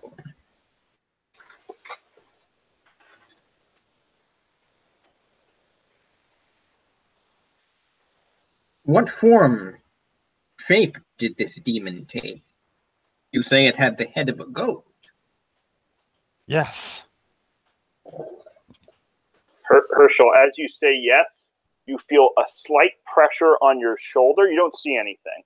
You feel a slight pressure on your shoulder, the brush of like horse hair against your neck, and like a slight rhythmic tapping against sort of the top of your chest below your shoulder, as if little heels are kicking it.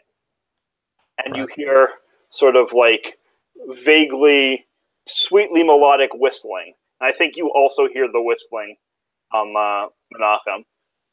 Yeah, I mean, I jump up and I start slapping at my shoulder and my chest. Calm down. Calm down. I think the demon it has jumped from Zalman to me. Am I cursed?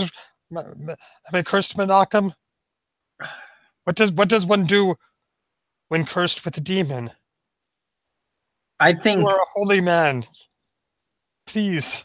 Menachem takes a breath and he kind of centers himself and reminds himself that it's good to have compassion for the afflicted.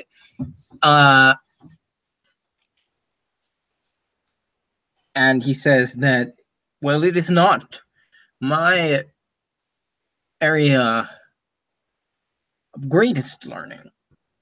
The sages speak of many charms and talismans one can wear about the self to protect one from the evil eye, from curses and from demons and other untoward influences.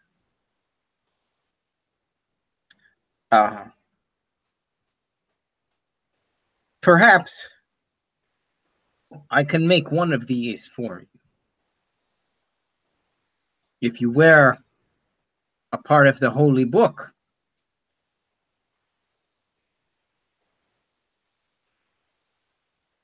about you, it should ward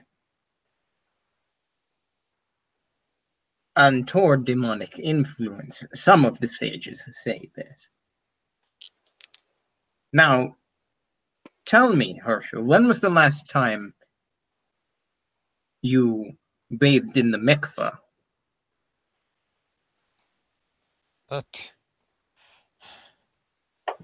Not since I went off to the wars, Menachem. I have since I returned. I have not been to serve. Is that it? Is it my own holiness that has? Well, I do not feel clean enough to enter to the holy mikveh. I feel as if I would taint it. The mikveh is for dividing the clean and the unclean, Herschel.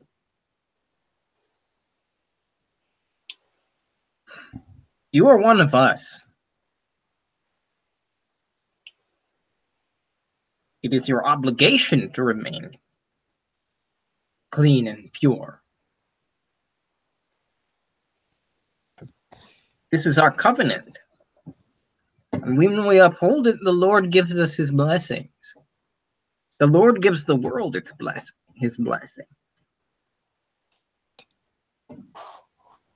War is a terrible place. I have not been able to remain clean. I am. Well, I am unholy, Father. I am unworthy. I have opened my soul to demons. That is. But you say it's not too late. You say you can give me an amulet. And I think Menachem can clearly see that Herschel is distressed. And he undoes like a necklace from his own neck, and he takes it off of him, and he gives an amulet and attaches it around Herschel's neck while speaking some holy words. So as you finish your incantation and you close the clasp of the necklace behind his neck, you feel a pressure on your shoulder and coarse hair against your neck, and a whisper in your ear says,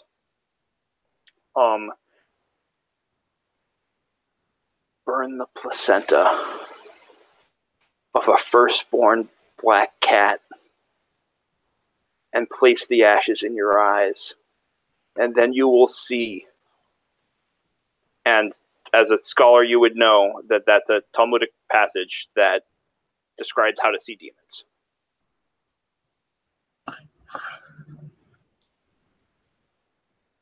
I think the hair on every inch of Menachem's body kind of rises. But then he does his best to kind of repress the sensation or appear calm and say, it's all right, Herschel. We will come to me on Thursday, and we will give you a proper bathing.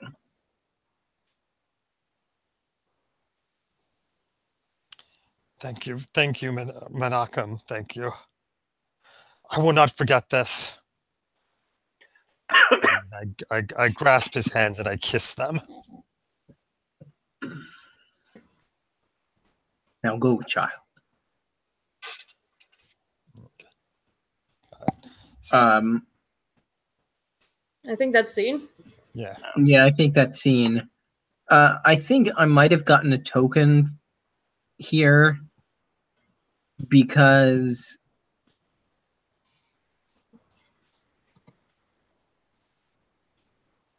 Attract unwanted attention, human or otherwise. You certainly did that. Whenever someone comes to you for knowledge or is guided by your interpretation of the law, They gain a token. So Herschel gets a token, and you get a token from attracting unwanted attention. Oh wait, no, wrong one. Yeah, that's the right one. It was Menachem, not Zalman. It's still unwanted attention. Yeah, I just put it on the wrong character. So, alright. So yeah, what do we want our next scene to be? Well, oh wait, we already established it was Moshe being completely embarrassed with, and who wants to be in that scene? I guess. Who? I'm gonna suggest that Mordechai be in that scene as well, or eventually, or come into it at some point. Yeah. Because I think the solution I'm going to try to propose is going to be having Mordechai charm Leia. Well, charm the one that the blacksmith isn't interested in. Yeah. Right. That's the. But we need to let's. So someone should play Moshe the blacksmith who is not Maria. That is the. And Bela should be here as well, I guess. Mm-hmm. So who wants to play Moshe? Well, I suppose I could play my daughter's own suitor, but that's a little weird because we'll probably need me to interact with Moshe later. Not necessarily. I can be the go-between. Yeah, and also it's a minor character, so we don't have to like. Yeah. It doesn't have to be played by the same person twice or. All right. Great. So I think Mordechai goes. Do you call for me, Bela? So I think first, so I think what happens is maybe off screen, right? We see at the end of 2 scenes ago when he leaves Mordecai's house, not Mordecai's house, when he leaves Menachem's house, all these M names, we see him heading towards my home, and maybe like that's how that scene ends as he walks away, and then at the beginning of this scene we cut to the two of us already talking, and maybe you walk in the door at that moment. Yes. Bela, do you want me for something? I'm glad you were able to come, Menachem. Menachem? Mordecai. I'm glad you were able to. All these names we're trying to find matches for. You're trying to find a match for Menachem? For Menachem's daughters. Oh. Moshe here is very very interested in Rachel. Please, I can't be apart from my beloved Rachel any longer. Yes, he loves her. He loves her so much, as you can see from the look on his face when he speaks of her. Yes, I can see that. But Leia, she has weak eyes, and with those weak eyes, she has looked upon Moshe and fell in love. She lost herself in love to the man who would wed her sister. She always wants the things her sister wants. She's always been the jealous one. So, I thought, she's young, she's very pretty, and you have many charms. Perhaps you might be able to sweep her off her feet and catch her eye, and then you could be happy, and she could be happy, and Moshe could be happy, and Rachel could be happy, and everyone would just be happy. It would solve everybody's issues.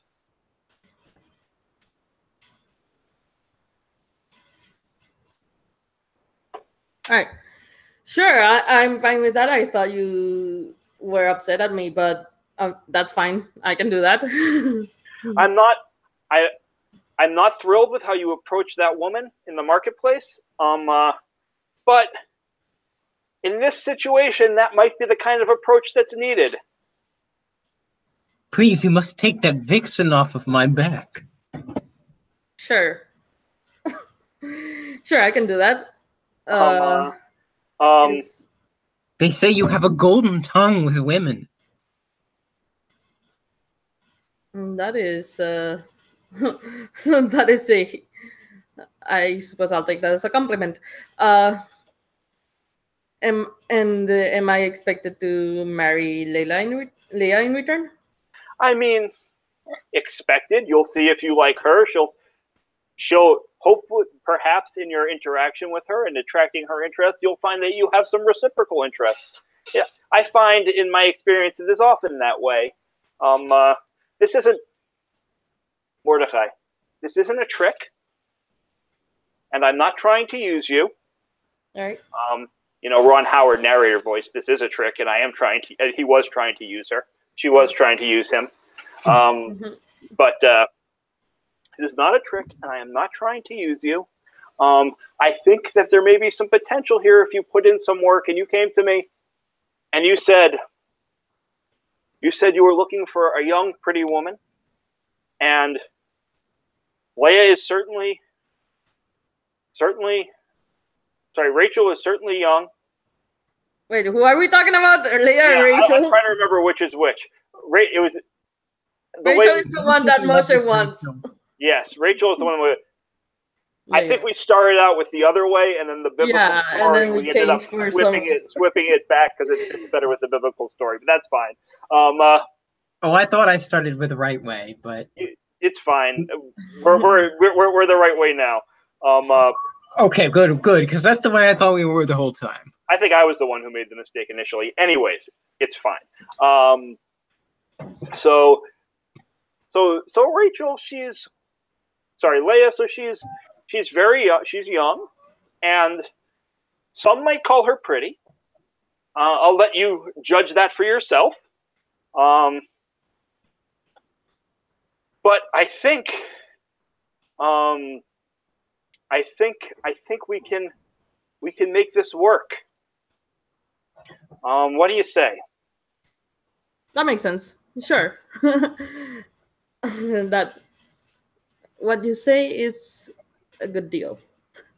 For now. Excellent, excellent, excellent. Yes, Moshe. See, all your problems will be solved.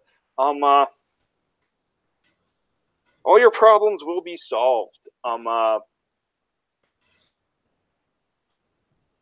Okay. I think that's probably seen. Unless you have something else you want to do there. Is that a no gig?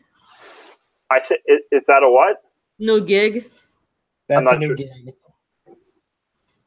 Like, is that a new job? I guess. Do you offer me a new gig? Sure. I think Okay, I also. I think you are relying on me to secure your happiness, so I think you also get a token. Yeah, tokens. And then you have 3 tokens now. I should probably start using them, and I know exactly what I'm going to use one of them for at some point. At some point. All right. Oh. Next scene. What do we want our next scene to be? What does Zalman want in this situation? I feel like we haven't seen a lot of him. He's very like the sort. There's this dark demon stuff going on, but like, what do you want?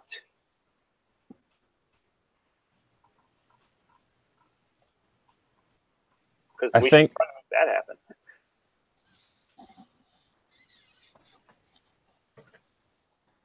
Yeah, I think Zalman wants to stir things up.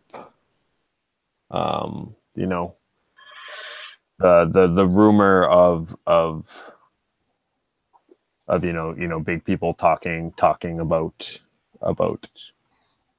the Jews and the Shetzel and emancipation and all that stuff got him real excited.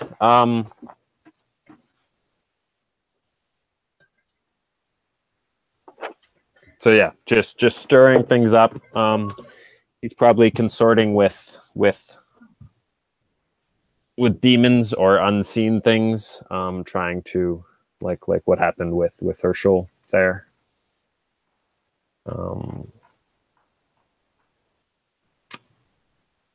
But yeah, not quite sure, I guess is. All right, I think I can make something work. I can.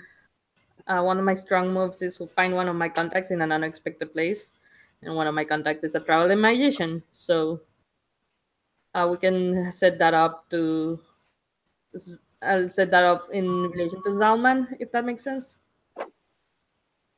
Who was your contact again? A traveling magician. One of my contacts. The other one is the Bandit Queen. Oh.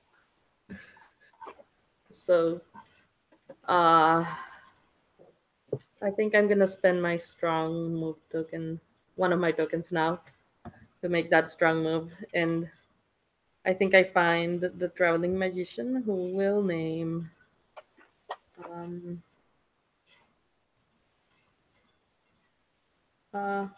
Apollonia. Her name is Apollonia. And I'll find her in the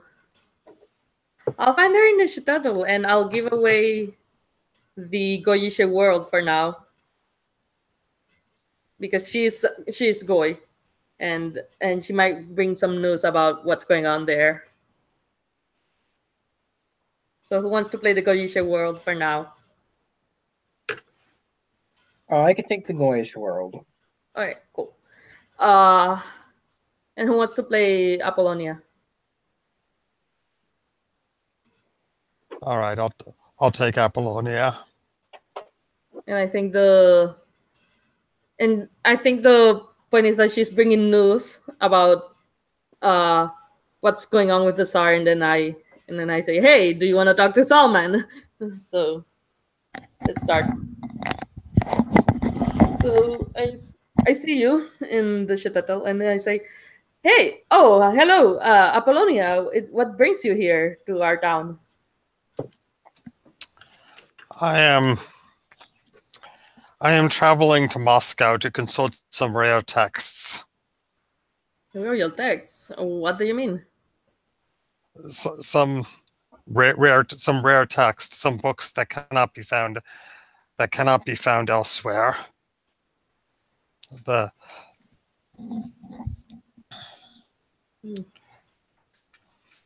Well, I've- if you're going to Moscow, would you? Hmm, do you? Would you like to meet up with Zalman? He's been interested in. He's been quite interested in what's going on in the capital city for quite some time. And I'm guessing this is like sometime after the whole. There's something happening to the Jews, so word has spread Right. out. So I'm guessing, like I'm assuming, out of character. right. Yeah. So yeah, why don't you talk to Zalman? He's been quite interested in what you have to say about what's going on. All right. All right. What were you saying? Coalition World. I'm trying to think of how to put this, but how is just coming to this meeting inviting trouble? Like, why are you in a place where you don't belong? Like, what? Okay, there's a better way to put it. Like, in order to meet with Apollonia, you've had to enter some place where Jews are, by custom at least, excluded from. Wait, I thought Apollonia came to the Shiteto. I think that was what we established. Right. So flip it. So ask the question to Apollonia. What brought her into this Jewish space? Yeah, that's okay. That's a good one. Yeah. Like Apollonia, you had to cross a boundary, and this is usually a place which kind of Gentiles are frowned. Like this is the flip side to kind of the isolation of the shtetl, is that it's a place that Gentiles are usually even discouraged from going. Right.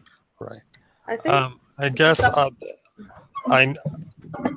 I know Mordecai, so well, I think it's more than Mordecai. It's more like there's something going on in the Shiteto that Apollonia knows about, maybe the demonic possessions, and she's very interested in that. I'm saying that as someone as the person who has her as a contact. So right. Okay. Right. Okay. So I know Mordecai, and I'm sort of interested in the rumors that I've heard about demonic possession in this village. So it's like I tell Mordecai, "Oh, I'm going to Moscow," but really I'm looking for an excuse for Mordecai to introduce me to some people in the community. yeah. And Apollonia, like you conduct seances for powerful members of the aristocracy, the army, like who regularly asks you to consult with the spirits that has the power of violence over this place. I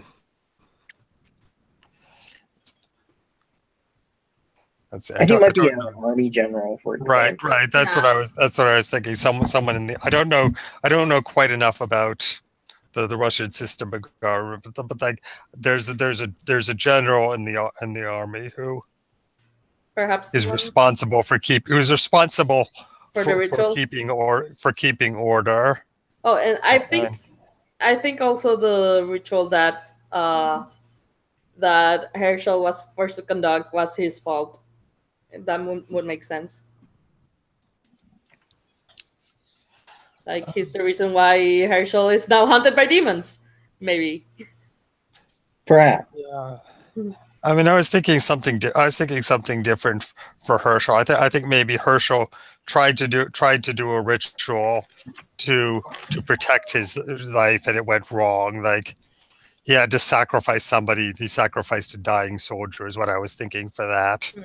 All right, Maybe Apollonia was involved somehow. Right. Yeah, Someone will take over at. Well, we'll see. But we'll see. Right. We'll see. Yeah. I mean, I don't. Yeah. I sort of. I don't feel like Herschel has contacts with anyone as high as a general. Yeah. But All right. Apollonia does have the ear of General Right. Ivanov. Right. Yeah. Alright. Right. I mean, Apollonia might be looking for the book that Herschel ended up in possession of. That makes sense. The general might be looking for this book. Alright, cool. I think that's what happens. There's an introduction made between between Mordecai and not Mordecai, Apollonia and Zalman. So we'll cut to that real quick. Zalman, good to see you here. This is Apollonia, a friend of mine. Apollonia, this is Zalman, one of the sages of the town. Yes, I have heard that you are interested in the mystic arts. Yeah, it's people would be surprised at what what they could hear if they just knew where to listen. It's intriguing for sure. Yes. You come from outside. What brings you here? Oh, purely chance. I am on my way to Moscow, and this seemed like a convenient place to stop my journey. And I have heard so much about you. I was curious to meet. I was curious to meet you and discuss. Tell me, do you seek knowledge for its own sake or for the sake of worldly power?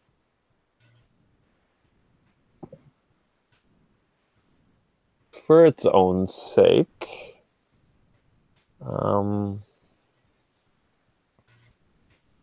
Yeah, I think of myself as more of an observer, of a facilitator.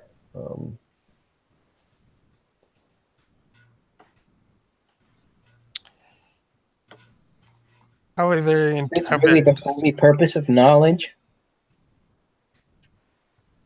Knowledge for no purpose but knowledge? That seems nihilistic, says the kind of the voice of the sages in your head.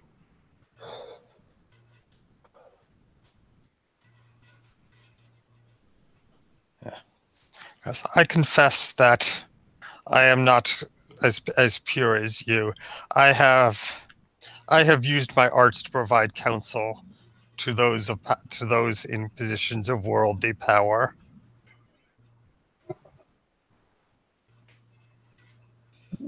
We've heard rumors of being discussed in places such as that.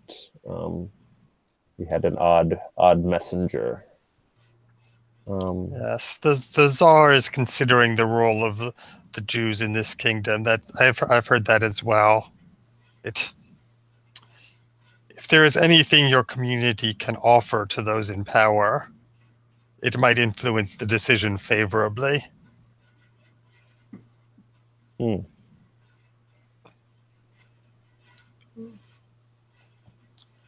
Tell me, I have heard of a book. That has gone missing from the capital, and perhaps I wonder if you have seen or heard of it. It is the book of The Secret Teachings of Solomon.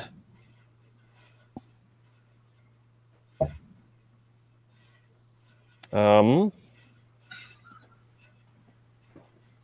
know, I just might have. One of our community members came back from abroad and has been acting oddly. There might be a correlation there. A scholar? Not quite. Actually, not at all. Came back from the war.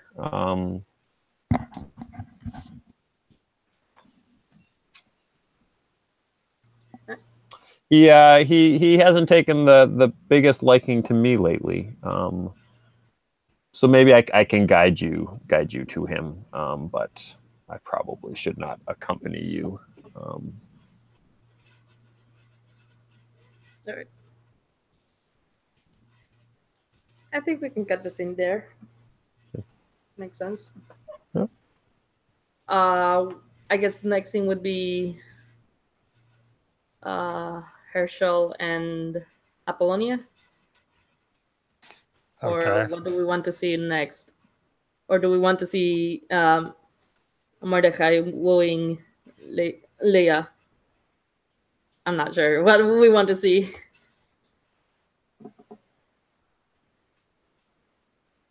How about a scene with Mordecai, Leia, and Menachem?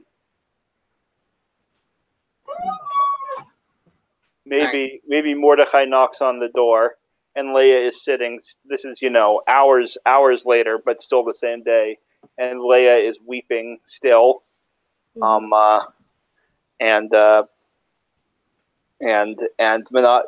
Mordecai knocks on the door, and Menachem answers. You have to. That sounds like a funny scene. And I think after this, I would like to start wrapping up the whole plot. Okay. So I knock at the door. Yes. Oh, Menachem, it's you. This is my home? Yes. I wish to speak to Leia. Tears and weeping. Sadness and lovelornness. Perhaps it is not a good time for that, young man. Perhaps I may fix your problem. Alas and alack, my heart is broken. I don't know what problem you presume to fix. I just stare at you, like, and I guess Leia says something else. Yeah. But your solutions are not welcome in this home. Father, who is at the door? A good-for-nothing Schmendrick.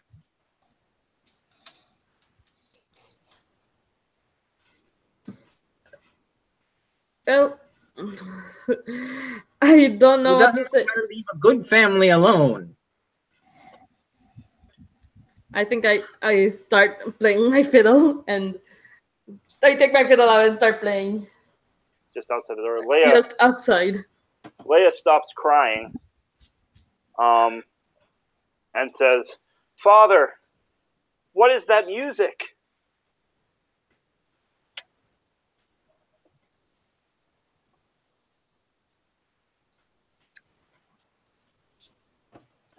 And no answer.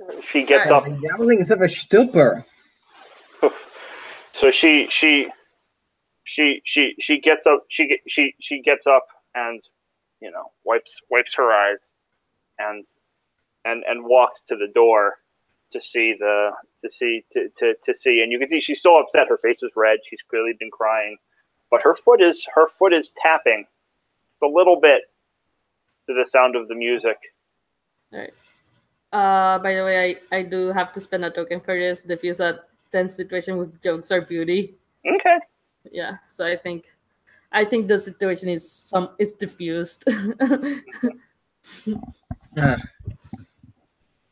Mm-hmm. But I suppose even a stupor can play a little fiddle. Well, Menachem. Look, fine. If you're asking for the charity of my table, I suppose I can feed you for a night. Very well. And I think maybe if you walk away, Leia walks away with you to talk. Yeah. Start a conversation. We don't need to have that conversation on Yeah, screen, we don't need to. Yeah. but there's like something's there maybe. Yeah, maybe. All right. So I think the next few scenes will be like dealing with demon possession and and possibly what will happen with the Tsar's decision and stuff and something.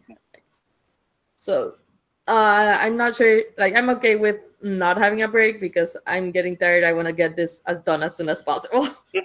Okay. So Okay. I think next scene will be Herschel and Apollonia. I'll take care of Apollonia and maybe some other people.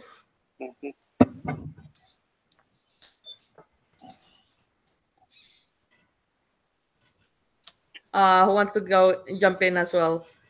Because I don't think it should be just Herschel and Apollonia. Well, Zalman should make the introduction if he wants to. Well, I thought the point was that Zalman doesn't want to. Oh, right. Get in. Because of that, right. Yeah.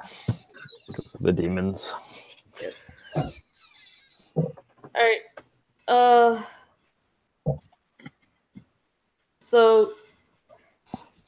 I mean, he could anyway. He could just. Yeah. So. But, so maybe Zalman leads. Yes. Leads Apollonia. The household. Maybe Bela is there. Maybe. We haven't had that scene with her in a while. Sure. Yeah, Bela's there. Maybe it's lunchtime and she's serving some food. Not very, it's the midday meal. It's the light meal. All right. Little bit of fish and some bread, dried fish, or pickled fish. Sure, pickled fish. All right. They're European foods. So I think Zalman and Apollonia show up.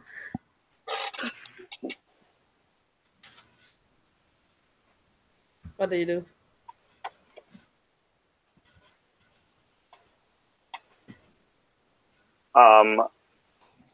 I say, are you coming to eat? I can cut some more bread. There's not a lot of fish to go around.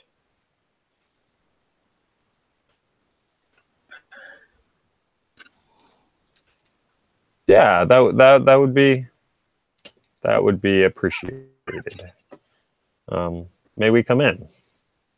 Please come in, sit down. What brings you to my home? Have you finally changed your mind again? You keep on coming back here. You say you don't want someone, but then you're back here again. A few days ago, now again today. Maybe I'm working up my courage. The butcher's daughter has her eye on you. We can speak of that later. Okay. And I go back to slicing the bread and leave the three of them at the table. So, Herschel, I fear we had a terrible misunderstanding. You might have gotten the wrong impression. But I'm here to help. I'm here with Apollonia, a traveler. Yes. Hello. Yes. I am sorry, Zalman. I reacted badly. But I clutched the amulet. I am not afraid now. Water under the bridge.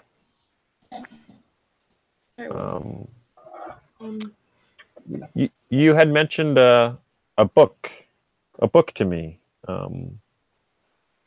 that you had found. It's the reason. Can you tell us more about the book?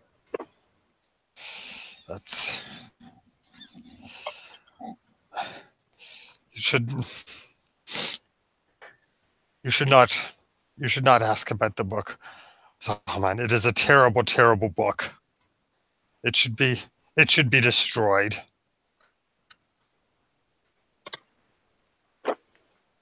I put some more bread on the table, and say, "Men always talking about books and learning. I'm so a little surprised, Herschel. It wasn't usually something you're interested in. I suppose it's good." I go back to I turn around to the workspace again to see if I can stretch that fish a little bit farther. The book. Yes, I think I can take care of the book. What book is it? It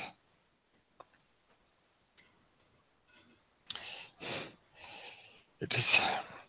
I glance over at my mother who's in the kitchen, and I sort of whisper, It is a book of spells, but I thought it was a book of spells. I thought it was a book of holy spells, but it is a book of curses. It is a dark and evil book.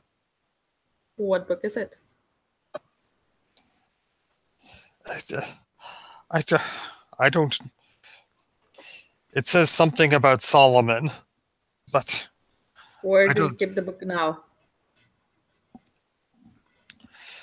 It is hidden in the forest. There is a tree. I put it in. I was afraid to have it in the house. Very well. Do not worry, Herschel. Herschel, you need to tell us where to find this book. Do not worry, Zalman.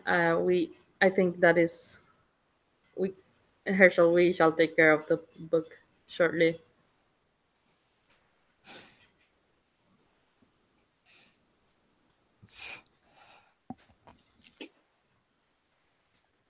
There is nothing to be afraid of right now.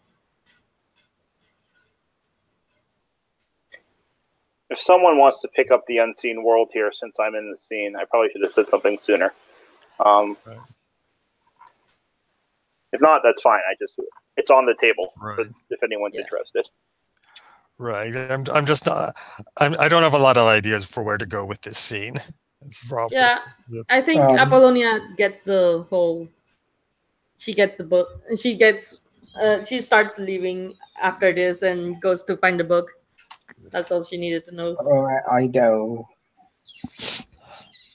And we're not super concerned with what Apollonia wants because she's not a main character. So, right. So I think we can end the scene there and something with the market. The thing that was resolved there was the conflict between the Zalman and Herschel. That was the I think I want to have our last scene be at the market with like maybe like not quite the army, but like the Goyisha world basically looming over and like unsure of what's going on. So I know Jordan has the Goyisha world right now. I would like to pick that back up so I can play the Goyisha world if that's okay. Yeah, go ahead. All right, so because I also think Menachem should be there. I think that makes sense. Anyone else wants to be in that scene? I mean, maybe the background to that scene, like the instigating thing, is that Menachem's out doing his shopping, and I'm catching him to try and finally resolve this. You know, to forgive him finally for his inadvertent snubbing of me, and try and get this wedding of his daughters done. All right, cool. That's like, it doesn't have to be a big part of the scene, but just as like an instigating factor. Sure, let's do that. Mm-hmm. And then I think I'm trying to make the very, very unusual purchase of a cat. That's good. Okay, so So I walk up. It's a gift for my daughters. I walk up behind him and I say, Menachem, I know we haven't spoken these 5 long months, but I just want you to know I forgive you. And I'm giving up a token. That's a strong move. I forgive you for what you've done to me. I can't hold this grudge any longer when the happiness of so many young people relies on you and me. All right, Menachem, not quite entirely understanding, but not really desiring anyone ask questions about his business. Accedes. I'm so glad this bad blood between us. We can bury the hatchet. So, the blacksmith wants to marry your daughter Rachel. And your daughter Rachel, from what I understand, although you should speak to her for sure, she wants to marry the blacksmith. Of course, they are varying ages. Do you ever wonder why he governs in your household? He's not a scholar. Your highfalutin, a long-time pro. He comes to your house to see her. He wouldn't speak to her, of course. That would be improper. But nevertheless, he comes. He can see her. And it's my understanding that lately, the klezmer Mordechai and your daughter Leah may have sprouted some interest. Sprouted's a terrible word, I'm sorry. But you know what I mean, Menachem, you know what I mean. And we can maybe see if we can help guide that along, and then so many young people will remain here, married, happy. Oh, why, such felicitous nuptials.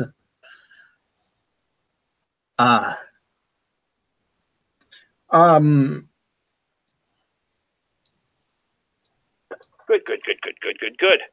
So we'll work out the details, the financials in a little bit.